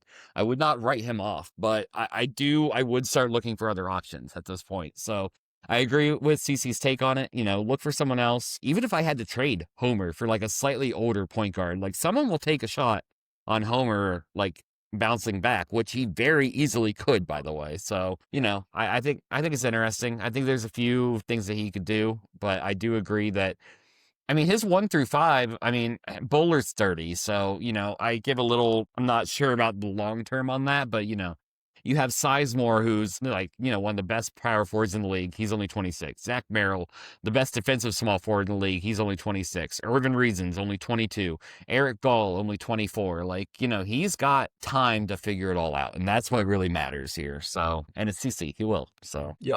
I think, let me rephrase. I wasn't writing off Bound, the player, more so Bound, franchise point guard for the Heat. Right. Yeah. No, I would agree with that. Yeah. Let's move on to the New Jersey Nets, who are someone that I think is absolutely dead every single year, and they somehow end up being like a top 4 team. So I'm just going to stop commenting on the Nets, I think. I don't know how this works, where every year I look at the Nets, I'm like, wow, they suck. They're dead. And then they're like, oh yeah, they're making a playoff run, and they're like top 3 in the East. I'm like, all right, well, what the fuck do I know? So, Wick, we'll start with you on the Nets. Your boy, your favorite GM. Josh, how do you feel about the Nets going in? Yeah, I mean, that was a real tough TC with Syker, Watkins, and Steves all taking hits. I think the good news for Josh, like a lot of those Pacific rebuilding teams, is that he still owns all of his firsts. So he has the flexibility to change course if things go south, which I predict that they will. But as you said, they always seem to rise like a phoenix from the ashes. Yeah. This team just won't die, much to my chagrin. And I wouldn't be surprised if this was the season where he just pulled the plug and pivoted into a full-on rebuild. Yeah. B-Money, thoughts, notes? I like their big man situation. They're a little old, but I like them. I think you can definitely, if you go to the rebuild route, you got a lot you can work with to move around to get value out of. But then, outside of the big men, the roster doesn't blow me away. Yeah, it's interesting. I mean, Jason Watkins probably has to move back to point guard at this point, I would assume, and then start. You have Jason Watkins, Cato Pinch, and Eli Steves bringing up the helm. I would assume that's the way it's going. I haven't looked at their roster. I don't know if they posted the roster yet or not. They did. Did they? Oh yeah, they were the first ones. I don't know. They're starting Vukola. Okay, interesting. All right. Cato Pinch sucks. What am I thinking about? Oh, I'm thinking of your guy, Cato. I'm thinking of, that's who I was thinking of. Never mind. I would not start Cato Pinch. I take that back, please. Do not ever associate me with someone who wants to start Cato Pinch. I do apologize. It was a different player than I was thinking of. Adding it to the notes. Adding it to the Discord notes. Yeah, got it. Yep. But yeah, no, I think that's solid. I like Vicola. Josh and I got into an MLE battle over him a few years ago. Josh obviously won, so I've been a big fan of him for a while. I'm excited to see what he does in starter minutes. But yeah, it's a rough team. It's a rough team. I'm not sure that I would still start Kelly Leeds over Eric Whiting. I know you and I both obviously hate Eric Whiting, Wick, and that's fine, but you know, Fuck it feels like Eric this team. Whiting. Hey, were you happy when I drafted his brother? Did you love that I drafted his brother? Did you thought that was what was that? You know, Did that I hope that make you happy? I hope that Steve is 10 times the player and man that his brother is. Hey, well, I mean, I don't know if we need to attack a fictional basketball player's masculinity on this podcast, but You know what? I will. I will go. but I will I'll go do to it. that level. Yep. Fuck. I think Josh will give this team a sim or two. And then I think if it's not working out the way he wants, he'll pivot. I think he's due for a rebuild any day now, so we'll see. I'd be excited to see what he does in a full rebuild situation. I haven't really been around for it. I kind of rejoined the league right as the Nets were kind of ascending into like the perennial playoff team that they've been for the past few years. So I would enjoy seeing that. I'd like seeing what he does. He's a good GM. Let's move on to someone who's not a good GM, and let's talk about the New York Knicks. The And- worst. The worst. The worst. You have to Uh, say it in a New York accent. I absolutely cannot do a New York accent. I mean, it'll sound like Arnold Schwarzenegger somehow, and I don't even want to we're not even gonna do this. So I live You are- 2,000 so- miles away from New York. That's a different language. right, yeah. I mean, look at what you're asking out of us, Wick. It's way too much. I'm disappointed, but it's okay.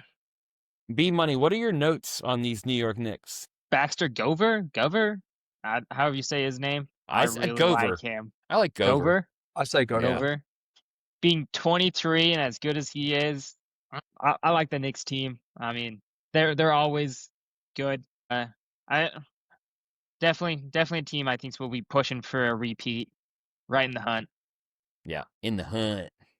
Mm. I think this is the best team on paper in EBL. I think it's better than the other brother. I think it's the best team in EBL on paper. And actually, I just think it's the best team in EBL since you won the title last year. I don't really have any qualms in saying that since you are literally the reigning champion, actually, now that I think about it. I like the big man situation. I like that you can do a bunch of different things there with Curlin and Kaiselev will be your starters, I assume, right? Yeah, definitely. Yeah. Yeah. And then some combination of Lively and Byers off the bench. Great. Yeah, perfect. So, it's obviously the best starting five in the league. My reservations on Greg Lofty got silenced immediately when he literally won a title last year. So I guess I'll go fuck myself when it comes to that one. But, Serdan is a backup. Taichi Kato, which is who I was thinking of when I was thinking of Kato Pinch. Very similar names. You can see where I get him confused. So No, I get that. Serdan, Kato, Noah Bond, it's a perennial champion winner, Gyro James. It's a good bench. It's a good situation to have. Most of your team is young. I mean, even if Byers retires in 2 years, he's your oldest player, and it's like, who gives a shit? Yeah, I don't care. Right. So it's interesting. I think it's a good team. I really like what you've done. Big fan. And Thank you. yeah, also, it sucks because I don't want you to be good ever. And yeah, No one ever does. No one roots for me. I'm the biggest victim, underdog. It sucks to be me. It really does. Okay. See, Didn't know we had Jackal on the pod. I was about to say, this is where the whole Wick and Jackal are the same person thing. That's where this comes into play, So why don't you talk about how you're unlucky too? Why don't you I'm go ahead and so talk about how unlucky. unlucky you are? Yeah. I'm so unlucky. Jude didn't sign, and Eh, yeah. all I'm right. just. What do you think about your team, Wick? Obviously, I like it a lot. First 8th seed to win a title, which I'm proud of. Very proud of having that record. But yeah, I think should be good. Hopefully, we do a bit All right. better in the regular season this year, and Curlin stays healthy, and yeah, we just have good health all around, and we can give it a real shot at another run. I mean, injuries are for sure going to be your biggest Yeah. what if this year, right? Yeah. For sure. So, Okay. yeah, I'm just praying for good health because the team All is right. definitely capable of going all the way. I'll be excited if Curlin can play more than 30 games this year, to be honest with you. So Fucking hell, I wouldn't hope that be so. nice? You do have a good situation. I mean, Byers could plug in pretty well, though. Yeah. So, I mean, he's not Curlin, but, hey. Any other B-Money, any more thoughts on the Knicks? I'm preying on their downfall, but other Okay. than that, I think As it's a we good all team. are. Right. As we all are. I'm going to start with the Orlando Magic because I've really got to go get me some water because my voice I'm dying over here. So I'll start with the Orlando and then I'll let you guys take it away after I'm done. Orlando's in an interesting situation here. I do like Sully Twitty a little bit. I think he's starting to look interesting as a point guard prospect to me. If he has another good TC, I'll really kind of like him a lot. Jose Diggins is such an anomaly that I have to talk about it.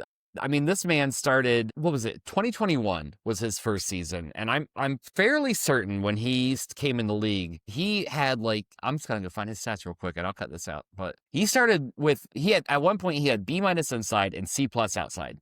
And now he has completely reversed the way that he scores. And he has C+ inside and B+ out and B+ outside, which much better for a point guard, mind you. But I always find it so interesting when someone just completely flips what kind of player they are over the course of their career. And I actually really like Jose Diggins as a point guard prospect now. I'll be excited to see what he does this year. They still need a lot. Jake Lease is the best power forward in the league. Rick Tietler, if he can play up to those ratings, he'll be a solid small forward. And Kristaps might be one of the best centers in the league too. So their big men are probably the best 1-2 big man combo in EBL, aside from maybe the Sixers, who we'll talk about soon with Foose and Cook, and the Knicks with Curlin, and there's a few good, but they're up there. They're in top 5 for big men combo. So Orlando has 3 picks this year, their own included. I'll be excited to see what they do with those. What's everyone kind of, Wick, we'll start with you and I'll let you lead this conversation while I go quench this unbearable thirst that I have. Sure. Go ahead and talk about what you feel about with the, Yeah, I really hated their offseason, actually. Okay, so they took a hit in TC, mainly with Pavlenko, and he looks really rough now. I don't think he can start at point guard anymore. On top of that, I don't like the moves they made in the offseason. They came into the offseason with a plan to compete with their big man duo, so why not address the glaring issues in the backcourt? Instead, they used a mid-first on a gimmicky big man. They didn't need it all when they could have just traded that pick or at least drafted a perimeter player. At this point, it feels like only a matter of time before they pull the plug too. What do you think it'd be like? No, I think I agree with you. I am kind of fascinated with how cheap the team is built right now, which I don't think really helps you in the EBL. It does not. But and it's a weird team. I don't think it's anything special. I'd like to say, what rookie doesn't bring water with you to the podcast? All right, B-Money, thank you for your first and last appearance on this podcast. It's been a real pleasure having you on. Yeah. Yeah, you guys, I had my headphones in, so I got to hear everything you said. And you touched on, what do we think about the Kyle Strike move and them trading Kyle Strike? How do we feel about, I mean, they did that this offseason, right? I'm not crazy. They did it at the trade deadline, I want to say, or close to the deadline. Well, it's been last so season. long since I've talked to everybody that, I kind of forget it's been a when while. moves would get made. I didn't like that move at the time. I still don't really like that move. If the plan is to compete, I don't know why you trade a good, reasonably young, talented small forward. That didn't make any sense to me. That was last year. I'm really off my game today. I apologize to everybody. I didn't bring water. I don't know what the trades are that I'm talking about. But yeah. Yeah, I don't really like the moves they've been making.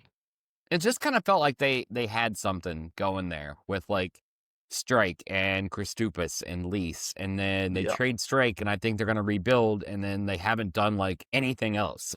The whole thing is just kind of interesting to me. Yeah, I think their current roster is just a product of neglect. I'm going to make a push for Kristaps. I want him. I need him. I think those one or two of those Orlando big men are future Suns. That's my prediction.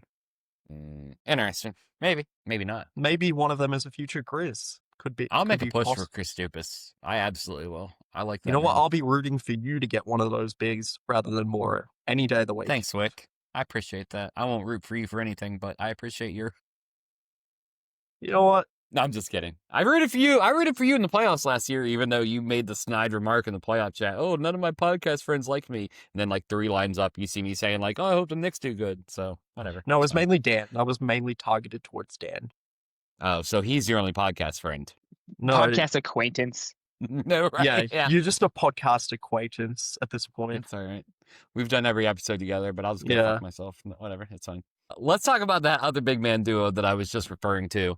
Let's talk about the Philadelphia 76ers, who I personally think have a really good team this year. Even though they really, I don't know, they didn't really do anything. So, it's going to be the same team they had last year, but I don't know. I think just give it another year. Blaze Trees, he went down in handling this training camp, but I don't think that affects anything. I think A+ and A are largely the same for point guards, and I really have never seen a difference there, so I'm not worried about that at all. They haven't really taken a leap, but I just like their team in general, and I think they were close last year, and I think they're going to be close again this year. They need to do something to put them over the edge, though. They've got a bunch of firsts to trade, and their firsts are going to be lower firsts as it stands, so package 2 of them together and try to get something. Get a bench player. Their bench is always weak. Do something. They're this close to being there, I feel like. Like, they're, like, right on the cusp, but they got to make a move. They got to do something. Who did I start with last week? B-Money, what were your notes on the Sixers? When I was looking at it, it blew my mind that, like, all except for one player in their team spent their entire career with the 76ers. That seems unfathomable, especially with just trading players, but it's impressive building a team like that, all homegrown minus one dude, and then being as good as they are. I respect it. Shit, you were right. I have not paid attention to that before. I'm literally now going through every single player on this team, and you're 1,000% correct. Literally all of them, with the exception of Atterbury, who I knew it was Atterbury because I traded him to him. But yeah, every single one of them have been drafted. And that's impressive. That is impressive. I don't know if I've ever seen a team that's competing like this that has that, Team chemistry Interesting. is crazy. off the charts. I mean, they are basically born and bred together. So that's, Wick, thoughts on Sus Cheeks and the Sixers? Yeah, I mean, just to add to that, the Cavs are actually doing something very similar right now with sort of a entirely homegrown team. If you look at their team, Pizer, Thrasher, Dempster, now they've added they've outsourced the wing situation, but, they've got that sort of core 3. We'll talk more on the Cavs later. But yeah, I think this is a very good team with the flexibility to become great. With those 2 firsts, some tradable contracts to go get an upgrade at shooting guard or small forward, which I think is what could put them over the top and solidly into the top 4 of the conference. Yeah, I agree. And then, like I do every time someone has a player like this, shout out Jack Grand, who just had a huge training camp and is on a 2nd-year contract with no birds and will be a free agent this offseason. So make sure everyone pay attention to Jack Grand. Hey, I can't just do it to Kiki. That would be mean if I was like only did it to Kiki's players. So I got to do it to everyone else every once in a while. So yeah. I do agree, Sure. though. A different shooting guard could possibly, trade someone would like Easton Pierpoint probably because he's not, I don't know, he shot well last year. Maybe keep Pierpoint. Maybe just trade the picks for a shooting guard and then Pierpoint off the bench. Move Tickle. I don't know. They've got to do something. They've got to upgrade shooting guard and they got to do it somehow. Whether you keep Tickle as your backup or keep Pierpoint as your backup, trade one of them plus the first for like a legitimate starting shooting guard is absolutely what I would do if I were the 76ers GM at this point. Also, shout out Daryl Cook, who goes up to A+ defense as center, which Mofo announced in the chat tonight. So, That's cool. I would still prefer Ross Foose starting there, so I don't think that's going to be moved anytime soon, but it's a fun little thing to know. Let's talk about the Wizards and our long-forgotten original OG podcast host, Hodge Howe, who is too busy playing with his men or whatever he said, to join us on the podcast. So That's where Kiki is right now as well. No, God, well, Hodge is playing with his men. Kiki's playing with his pillow. We all got things that we got to do. Wick, how are you feeling about what Hodge has done? He just made the trade recently for. Yes. Who did he trade for? Mason Winfrey. Thank you. God damn. Well, I Yeah. don't know what is wrong with me today, but yeah, Mason Winfrey, love that move. How are we feeling about them overall? Yeah, so I mean, I think the Wizards caught some flack for the hole they gave up to get Winfrey, but honestly, I feel like I don't know, people are missing the point with that move. Like, this is the same roster that was one win away from the finals last season, and to me, they moved what I would consider 3 guaranteed non-lottos. Right, those 2 Wizards picks. Wizards are always in the playoffs. Cavs this year are definitely in the playoffs. Yeah. They're basically 99% guaranteed non-lottos. So that's more than fair for a player of Winfrey's caliber, whose stock I think took a bit of a hit over the years where, he was playing too much, or he was being relied on too much offensively in Denver, and then he was sort of playing out of position at center in Phoenix because of their defensive issues. So that really hurt his sort of brand image. And in reality, I think he's an elite defender, super efficient, complementary scorer, maybe the 4th or 5th scoring option on a team. And I think he fits this team perfectly. I love the move. I think the Wizards are, as good, if not better than they were last season. Yeah. B-Money, what are your mix? notes? I wrote down that I would have preferred it if this team beat Wick. But Weird. like I've had that in my notes since last year too. That's so strange. That's so weird. I see how it is. But I like this team. I think Winfrey's a great addition to it. Building on already a good teams. You can't go wrong getting better. Yeah. I like where this team's at. Yeah. I agree with all that. I mean, Nikolai Munson is constantly my most overlooked point guard in the league. I love this man. I think he is a legitimate elite point guard. I don't think he has to do a lot of heavy lifting when it comes to assists. I think this team spreads the ball around really well as it is. They have a lot of guys who pass well. So I think he always because he's always under 10 assists a game. I think he always gets a little overlooked in that regard. But, Wrigley is a point guard playing shooting guard. Predrag could be a point guard in another life. They have Kendrick Hucker who passes the ball well. It's like the team distributes the ball really well. So I think it always hurts Munson's credibility, but I love that man. Wrigley kind of looks like he might have settled into his own as a shooting guard in this league. Shout out Wick for giving up on your boy too early. So you got that. Kendrick Hucker is constantly an elite player, as much as Devonta Now, hates it. that is the one I gave up on too early. That's the Wizard. Hucker. Yeah. That's my one misfire in this rebuild. But well, and I'm that's happy fine. to I mean, see he was him. shooting, he was 2 years in a row where he was shooting under, 44% when he was with you and when he was with the Nuggets. So, I don't think it was crazy. And I don't even think it was such a huge deal at the time that Devonta lost him.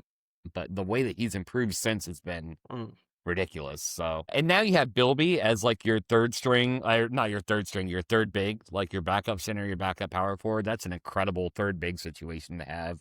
I don't know. I think it's all good. I think the Wizards are going to be good. I mean, they'll be in the running for the Atlantic. It'll be between the Knicks and the Wizards for sure. I mean, Sixers could, depending on what the Sixers do, it's going to be a tight. Atlantic might be a little tight, a little more tighter than people think, to be honest. So, no, I agree. It was tight last season. It'll be interesting. That's true. Well, yeah, but you were also injured all year. I mean, all your guys were just sitting in the doctor's office the entire season. Yeah. So, yeah, it could. I mean, yeah, we're an injury-prone team with a shitty medical staff. So, thought you were gonna say shitty GM. I would have agreed with you. Anyway,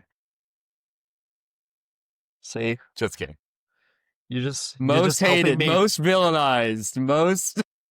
Yeah, biggest victim. Yeah. Let's move on. Let's move on to the Wyoming Hawks and talk about. God, I wish we could get them renamed. That'd be so great. That would be fun. I 100% agree. Like, I'm not We on have board with to. anyone else being able to rename their team. Like, everyone else is stuck, but if we could get the Wyoming Hawks, that would just make my entire life. And we'll start with Wick. We'll start with you. I always like to not have the person talk about their own team. So, Wick, what's your overall thoughts on the Hawks? Where are we at with them? Well, I think if we did rename them to the Wyoming Hawks, we would have a lifetime guaranteed, never leaving EBL GM for that team. So I think it would be a good move. Please consider it MoFo. Really just investing in the future. Right, yeah. Yeah, but I mean, with the Hawks, I mean, it is there's a lot of there's a lot of work to do. I think B-Money, you'd agree with that. Just a roster full of prospects, but nobody's really sort of developed enough to really stand out yet. I think you're still sort of searching for those building blocks. But you do have 4 picks coming up in the next draft. You got tons of cap space. And you've got that rebuilding direction with all your picks in the future. So I think, keep going at it, keep drafting, participate in free agency, and you'll have a team in a few years for sure. This situation could turn around quick. That's a big one for sure. Definitely stop signing your guys to 3-year deals when you need to be when you need to be participating in free agency.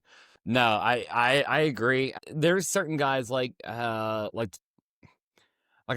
haven't completely given up on Tyler Stables yet for whatever reason. I still think that there's a possibility he does something. Maybe that's just my bias. I don't know. Tyler's stick together. I love the Stables boys. I drafted them both. No, I didn't draft Stables. I didn't draft Tyler. I traded for him, but I had him. I had them both. That's what matters. Yep. Braxton Morant interests me as a prospect. If he can develop any semblance of an offense at any point in time, I will really like him a lot. So I think he's one that I'll probably keep an eye on in the future. Jesse Pancake has my favorite name in EBL as it stands. So I'm not really sure exactly what that does for you, but he did go up this training camp. So, if he can get that rebounding up a little bit, he'll be someone to watch as well. It's just interesting. I do definitely think if you could hit on just a little bit in free agency, and you're going to have a lot of pick the next 2 years at least, for sure, without a doubt. There's nothing wrong with that. You have fully entered your rebuild era, and you are embracing it. So we do love to see that from you. But, if you just hit on 1 or 2 of these picks, get active in free agency, it won't be a bad situation. So it's just a project. It's in the works. So nothing wrong with that. What are your overall thoughts on your team? It's different from when I inherited the team, because immediately I had a player like Phil Dring to start building around. It's weird when tearing it all down and just not having a clear-cut player. But I like some of my young big men. I like the direction they could go in. It upsets me that Mofo says I can't start Kelvin anymore. I know. As we all know, league best point guard. What gives? Right. Sure, he went down in scoring, but he's averaged 28 last year. And he got better defensively. So, we lost. Seems Wick. like I should be giving We him officially 40. lost Wick. Anyway, let's keep talking about your team. I think it's nice to have my picks back. Starting a rebuild when you don't have your picks is tough. Yeah. I think we're starting to get some momentum, be able to work towards it. I like having several picks in one draft. But I do like Pancake. He did develop part of an offense. We like Jesse Pancake. But he did get worse in rebounding. And yeah. No, he stayed the same in rebounding. He was I thought B- he went down. Oh, was he? I was yeah. thinking he was B. No, he had he went down in handling. He went from C- handling to D+ handling. But I don't care about that. He's a power forward. It's fine. I'll wait for Wick for a minute, and then we'll see. This will be good. So, all right. So we talked about the Hawks. The Hawks are the team that we left off on. So we will talk about the Hornets now. The Streeter-led New Orleans Hornets, who I don't know exactly what the Hornets are doing currently. They seem to be all in on the rebuild, trading Bristol, and then they didn't trade anyone else. They just stopped. Merrill too. I think that's and Merrill. Sorry, yeah, and Merrill. God, I don't. My brain today. People are gonna watch this podcast and go, Tyler doesn't even pay attention to the league, and it's fine. But yeah, I think it's interesting. I really thought Holloman would have been traded by now. For sure, I thought he would be gone by this point. So, I don't know. I could easily see Streeter trying to pivot back into winning now if this team has a good first or second sim. B-Money, what are your thoughts on these New Orleans Hornets? Whoever drafted Holloman is incredibly smart and funny. They're all in on the 26th draft, owning what do they have? They have 7 picks. Yeah, So 5 of them first. Yeah. all in on one draft, but starting it's when did they win? 2 seasons ago? 3 seasons ago? Yeah, two or three years, I think. So, I think winning and then flipping into rebuild, can't complain about that too much. Yeah. You got the job done. Now time to reset for a new one. Yeah, it's just gonna be interesting if they do try to reset. It just kind of feels like they might just not. So I don't know. Wick, what are your thoughts on it? I think they got probably the best possible return they could have gone for Bristol based on how Mateo's looking after that huge TC for him, how the Celtics pick is looking, and how some of those other secondary pieces are looking. I think that was as good as it gets of a return, trading a player that really probably most teams wouldn't even consider trading. 26-year-old superstar, season removed from being the best player on a title team. Right. But yeah, no, I think he nailed the return. I think as things currently stand with Holloman, with Mateo, with some of those depth pieces, you have Bob, Sumter. We'll see how he does after a bad TC. Kurzweil, Ford. I think they've got the pieces to be back in the playoffs. I don't think they'll go far though. Because you're not going to they haven't really replaced that Bristol field void. No, they still need a score if they want to compete. Like Ford and Bub are good efficiency guys, but they're not like 25 point a game kind of guys. They're not going to light up the stat sheet anytime soon. They're going to be efficient. They're going to get it done for what they operate, but you're really banking on Mateo being like a 25 point per game guy out the gate. If you want to be like competitive immediately, which I don't think that's going to happen. I'll be interested to see how Mateo does this year. I'm not completely sold on him yet. I'll need to see a full season as him a starter to see, because there are a lot of guys that look really good like that and don't play up to their attributes. So I'll be interested to see what Mateo does. If Mateo is what everyone thinks Mateo is, then absolutely he got an amazing return for Bristol.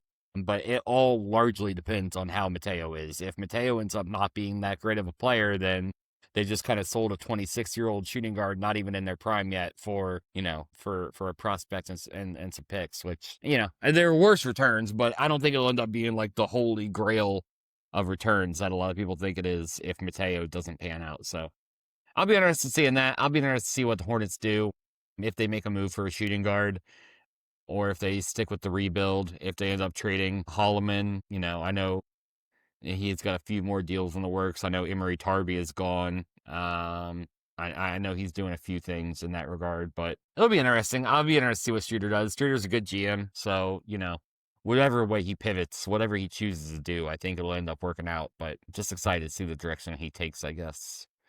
As it stands now, they're probably a bottom tier playoff team, Yep. but I do think they're still a playoff team. We'll see. Let's talk about the Bulls and my favorite GM in the league, Brendan. Everyone's favorite GM. Yeah, the people's champion. The people's champion. The Leno Pate mastermind. Everyone's favorite GM. Arguably Yes. the greatest GM. Probably. I mean, right. Yeah. The best reader in EBL, obviously. Yeah. Wick, how do you feel about the Bulls overall? What do you got on them this year? I think they look solid, right? Yeah, I think they look pretty good, actually, which is kind of surprising. Yeah, Lamar Corkery, my good old friend, had a nice +2 TC, went up and outside and handling. I think he's poised as long as they don't run inside for a good season. Oh my God. Timeout. When Brendan said he's been running inside for the past 3 years in the chat, I swear my brain almost exploded. I really had because I've never paid attention to the Bulls depth chart. I'm going to be honest. Why would I? You know what I mean? Mhm. So when I heard that he's been running inside this entire time with, Greg Lofty and Demetrius Binney as his guard, I was I was short circuited.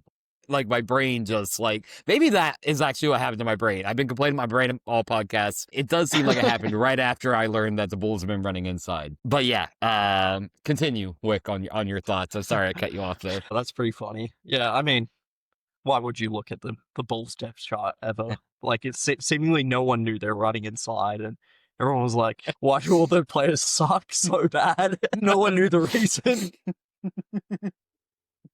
I just don't get it. I don't understand. I mean, I guess Brendan has been doing free agency.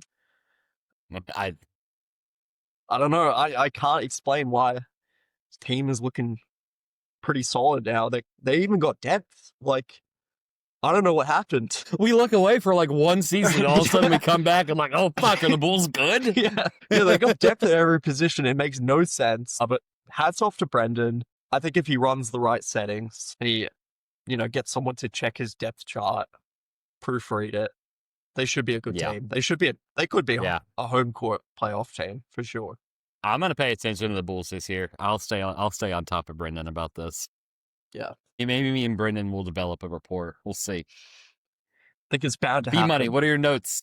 What are your notes on the Bulls? Pappy went up in rebounding, which is great for a player who's already so good. Shit, he did.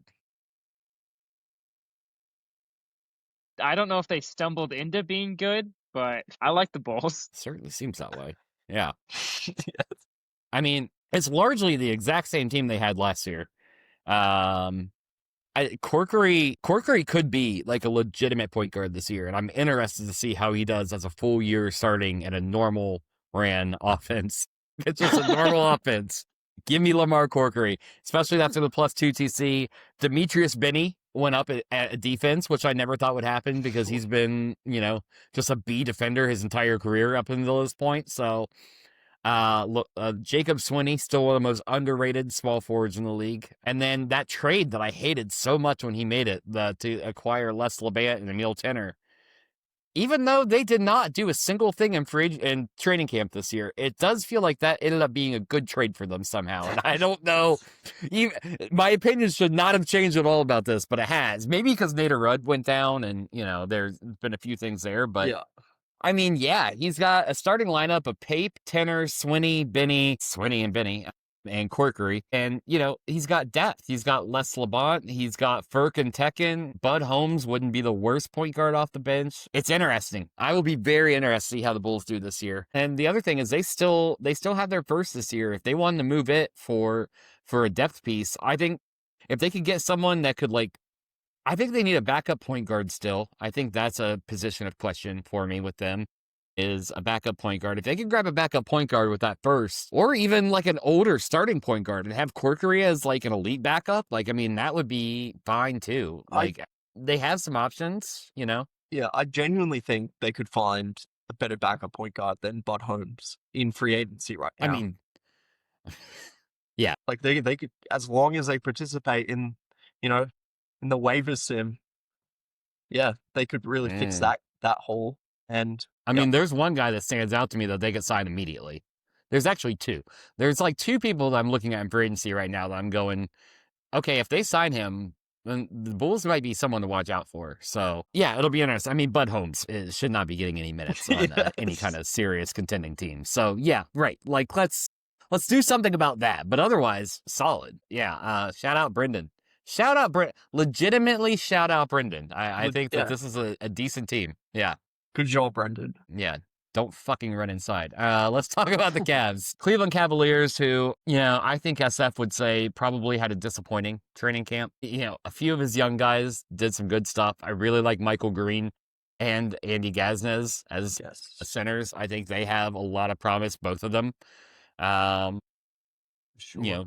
Dillard Denny went up some. Their big situation is great. One of the best big situations in the league, probably. They just traded for Jason Carter, gave up 2 firsts for Jason Carter. Might be a little bit steep, but I say that as someone who struggled to move Jason Carter for 1 first last year, and he largely did not change at all in training camp, so I might be better. I don't know. It's fine. The Grayson Roy training camp might be the most disappointing training camp overall for any team in EBL this season. I mean, he was on point. He was ready to be a superstar. One more good training camp and he would be the best small forward in the league.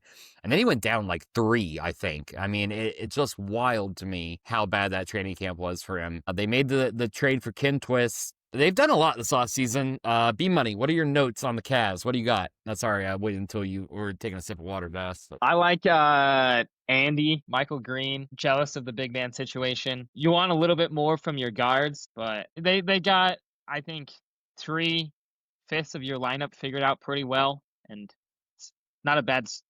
Yeah, I mean, they're a playoff team for sure, in my opinion. Wick, what do you got on the Cavs? Yeah, I think I'm a little higher on the Cavs. Ken Twist is, he's always been a guy who's played above his ratings. That was a really, really good buy low on Twist. I didn't think he would go for just 1 first. Yeah.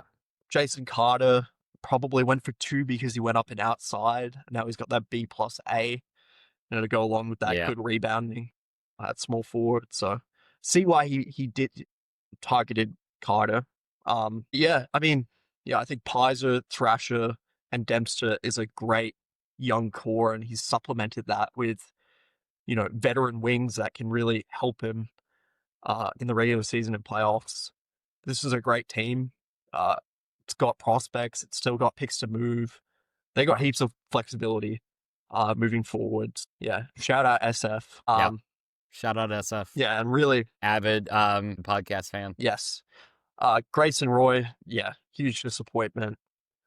I'm sure SF wasn't too happy about that, but he's bounced back. I can't believe it. That's one of the worst. I mean, he only went down 2 in the grand scheme of things, but not only did I expect him to go up, but for him to go down 2 in 2 of the most important, like, outside in defense. You know what I mean? Like, that's rough, man. It's a huge bummer. But the other disappointing thing was Josh Thrasher not going up and rebounding. I was really hoping that man would go up and rebounding this training camp, and that didn't happen either. But he'll still be, and he's fine. It's not what I wanted to see, I guess. So, he'll be okay. They'll be fine.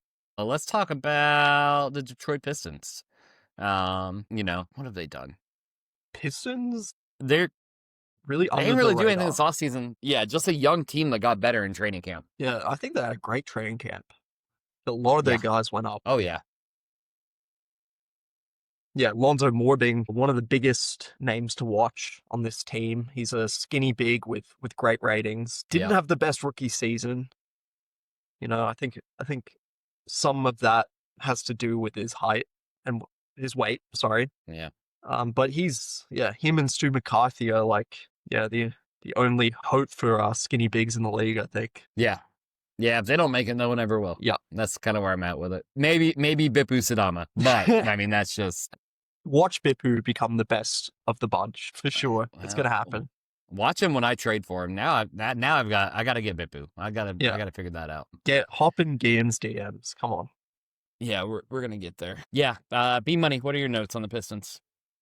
I said cartoon eyes bulging out at my head while my jaw hits the floor and my tongue kind of rolls out like the red carpet when I see a player like Moore. I think he's going to be so very good. And he's just a great piece to have. I like Ike Braden. I think he's got good promise, and I like the young pieces he's got to work with. Yeah, and they randomly have a ref as well. All right, well, fuck off. All right, let's not talk about a ref. So we don't need to bring him up. We don't need to discuss him. Yeah, and then I didn't really do anything with that pick. It's fine. Steve Whiting's fine, but it's whatever. Steve Whiting, he could still be better than a ref. I've literally been so sure that Atlanta ref is going to die every single year since his rookie season, and he just hasn't done it yet, and now I don't think he ever will, and now I've traded him already, and it's too late. So, that's an interesting thing. I obviously think this team's very good. I know MSC said in the chat, I don't know how I feel about this team, but, I don't know how you feel anything other than good about this team, because, Vardis looks like a legit point guard for the future.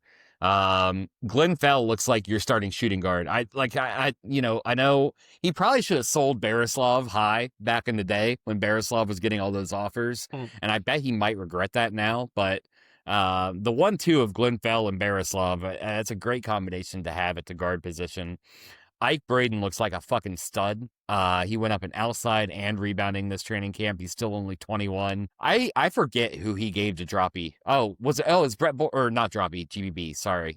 I've confused the white rappers in the league. I forgot who he gave to GBB. It was Brett Bourne. So, I mean, for Brett Bourne, he got Ed Vardis and Ike Braden, and that's looking like a hell of a deal for MSC at this point. I mean, Lonzo Moore, I wonder how he would do at power forward. I think his size would be slightly less of an issue at power forward rather than center, but then you can't have a ref at center, so it's an interesting like conundrum there. You got to write out Lonzo Moore at center for now and just kind of see how it goes. So I really like the team though overall. They are definitely a playoff team in the East this year. They barely missed out last year after making the trade for a ref, and then a ref went up, everybody else went up. This will be a playoff team for sure. So interested to see how they do this year and kind of what MSC cooks up. People forget MSC is actually a great GM because he's just like not in the chat all the time, and he's like an adult with like a real life, and that's fine. Lame. Yeah, lame, Right, boring. loser, whatever. Let's talk about the older Stern, right? Ted's the older one, right? Older by like maybe 12 minutes, I think. Okay, so it still tracks. Let's talk about the older Stern. Let's talk about the Pacers. I don't know how to feel about this team. First of all, shout out the Turkish point guard. How would you pronounce his name? Dude, I don't speak Turkish, but Jesus Christ, what? Like, why are you even on the podcast? Like, what do you bring to this podcast? that's a good question. I have no idea. Bad internet? Gokin or Dokin? So the G is silent. It would be like Gokin Erdogan. Go on. Your dog vastly disagrees with that pronunciation, but that's fine. Gokin Erdogan. Gokin Erdogan. Okay, Yep. we'll go with that. What a fucking stud he looks like he's gonna be. Hell of a draft pick by Ted on that one. Especially he picked him 6. I mean, Yeah. I guess that's a huge training camp. I mean, just unbelievable. Obviously, his outside needs to go up a little bit, but yeah, just stud right off the bat. Jamal Wild, I've kind of given up on him already. I've given up a lot of their younger guys, but Gokin is one to watch out for in the future. Tiet kind of looks like a decent point guard now, suddenly, much to Streeter's dismay, I'm sure. I don't know. We'll see. B-Money, what are your thoughts on the Indiana Ted Stearns? They're the youngest team in the EBL at less than 22 as the average age. And being the youngest team, and then they have 7 draft picks in the upcoming draft. So they got a couple really good young guys, and so just if you can hit in the draft and build around those guys with your picks, they're going to be good For sure. Yeah, I think my first impression of this team is that they're in prime position to be the first victim of the new penalties for CPU draft picks. 100%. Yeah. I think, as it stands, they've got like a full roster of players. 10 of the 15 of them are like under contract next season, and they got 7 picks. Yeah. So they're already going to have, if they don't make a move, they're going to have 2 CPU skip picks, right? 100%. Which will get penalized. But yeah, I think Jose Jimenez looks really good as a center. He had a nice TC. Yeah, I mean, Jamal Wild did go down, I think. Is that why we're down on him? Like, he was fine last season. Was he? Yeah, he did. Yeah, I guess. Yeah, I mean, he did 22 to a game. The turnovers were a big problem, and defensively. On the Pacers, though, like, who else was scoring last year other than him? You know what I mean? True. If he was any good, he'd be doing 25 plus, right? But if he was any good, he'd be a 30-point per game guy. All right. No, I get that. Yeah, I mean, yeah, you probably look to, as Mofo said in his regular season preview, you probably look to actually add to this team, right? You've got Gokin, you've got Jimenez, got a couple holes at shooting guard and small forward, so you probably look to package him and some of those prospects and a couple picks for an upgrade. Yeah. I'm still out on Jose Jimenez until he proves me otherwise. He still had that A inside last year. He went up in defense, he went up in rebounding. That's great. But he had the A inside last year, and he only scored 11.4 points per game shooting less than 44% on that Pacers team. You know what I mean? Yeah. Like, No, I that's get that. rough. The man, and he can't make a free throw to save his fucking life either. It's like, until Jose like shows me something else, I'm still completely out on him. I don't care. He could be all A's for all I care. And like, I need to see it. I need to see it to believe it. And right now I don't. I loved Bristol Rings TC because I had almost written him off after 1 year already, after his year last year. Switching, because he was B plus inside and B outside, switching those two and being B inside and B plus outside. And then he also went up in handling and he went up in defense.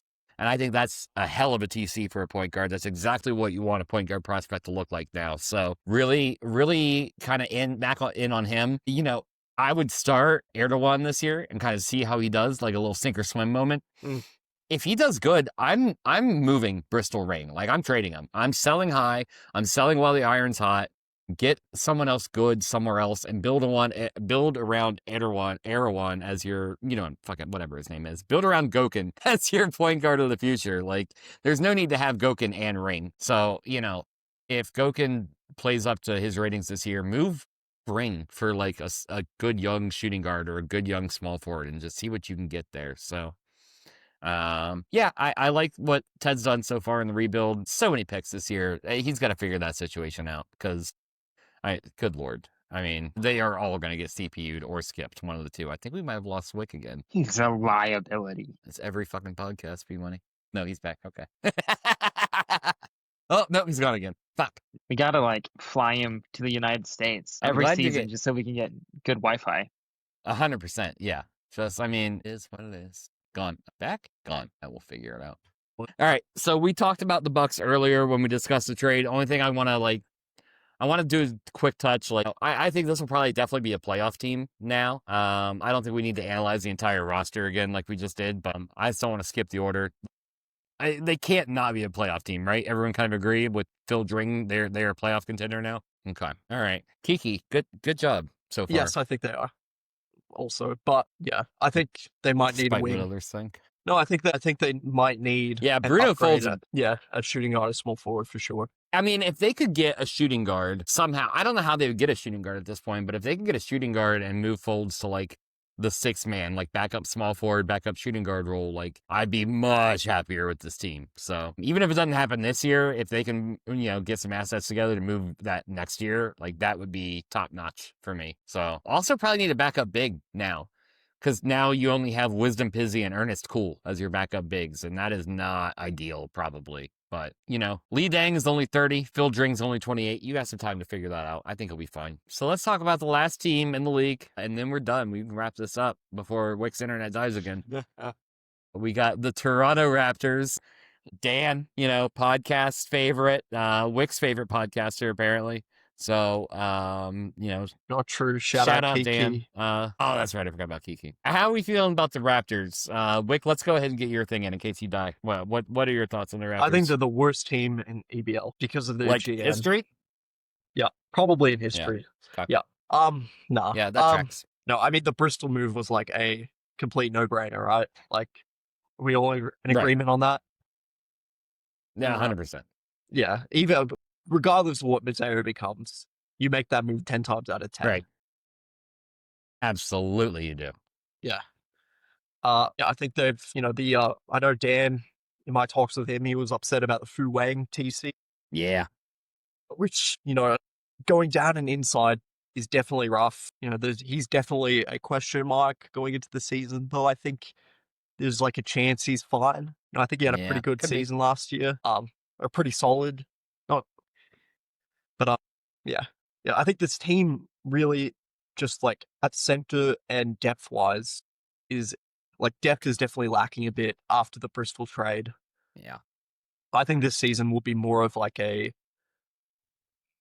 don't know if they're truly in contention yet until they fix some of those other issues.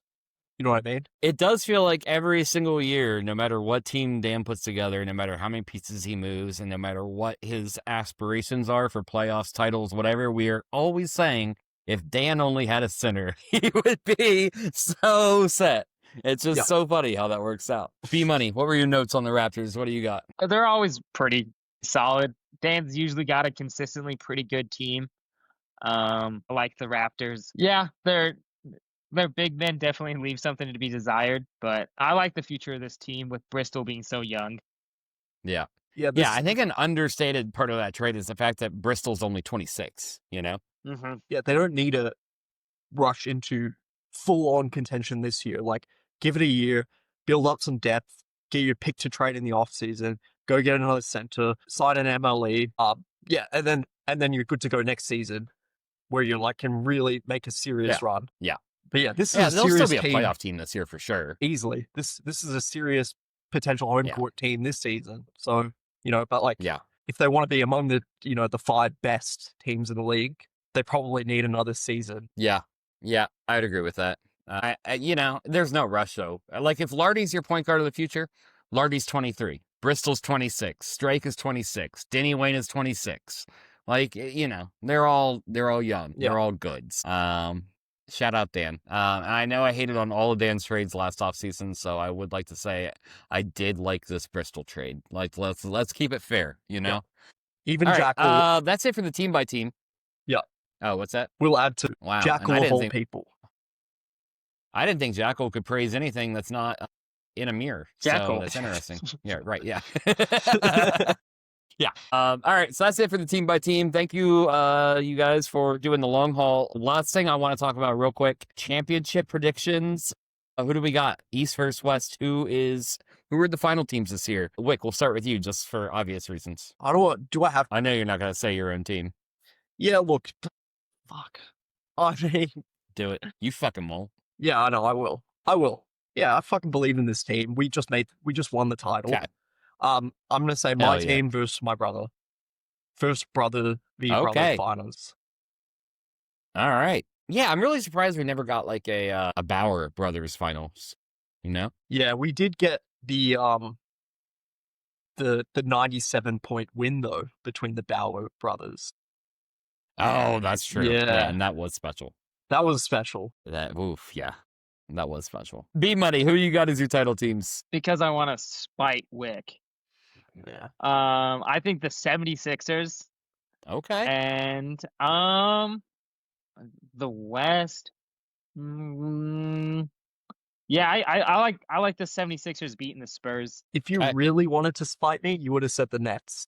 Just saying. Yeah. Well, we're still somewhat realistic around here. All right, relax. Or Dan. Right, I'm not insane. Or Dan. Or Dan. Yeah. Yeah. I always do long shots with mine. Well, somewhat long shots. Like I've never been like super off on mine. I'm Hawks gonna and go Grizzlies. 100%. Like that. That's an obvious. I mean, I said long shots, not the obvious pick. B-Money. Relax. Okay. All right. Give me the Wizards. I think the Wizards go in this year. I don't know. I assume Curlin will get hurt in the playoffs this year. That's just kind of No, that's what regular season.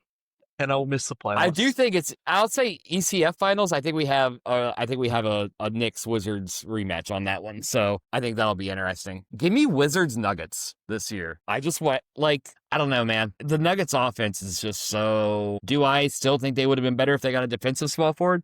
100%. But am I excited to see them try to score 150 points a game?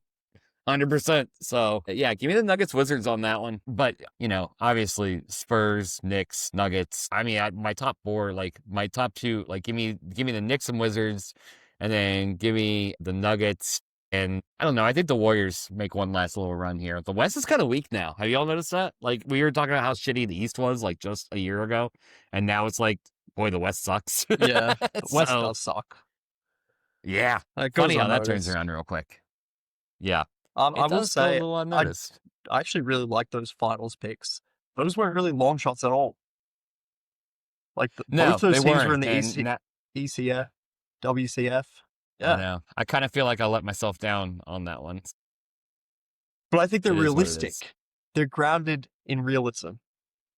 They're grounded in realism. Yeah. I don't see anyone else. I don't see anyone else from the West. Like the Spurs, the Nuggets, and the Warriors are like the 3 that I could see in the West.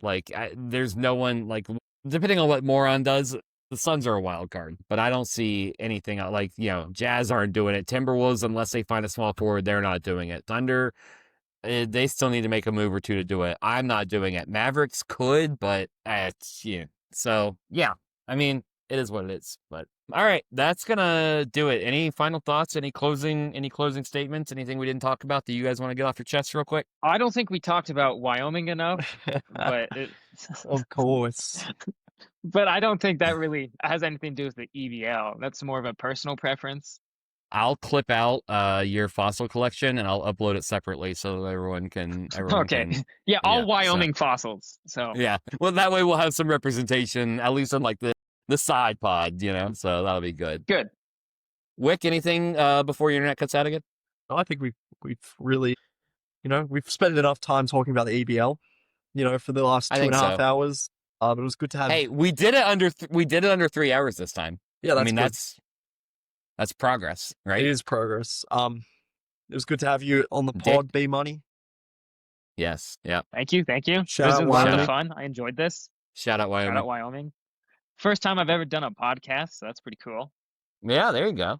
This is, I mean, it's fine. It's just sitting around bullshitting, yeah. That's Right. good. Yeah. Under 3 hours, and Dan wasn't even here to be like, hey, hurry it up, wrap it up, let's go. Hey, hurry it up. So, shout out Dan. We miss you, Dan. We miss you, Hodge. You'll never come back. And that's fine. I've resigned to that. We love And them. then Too busy we playing do with love them. him. Too busy playing with his men. Aren't we all? Aren't we all? Yeah, that'll do it. We'll wrap it up. All right. Thanks everyone for joining us.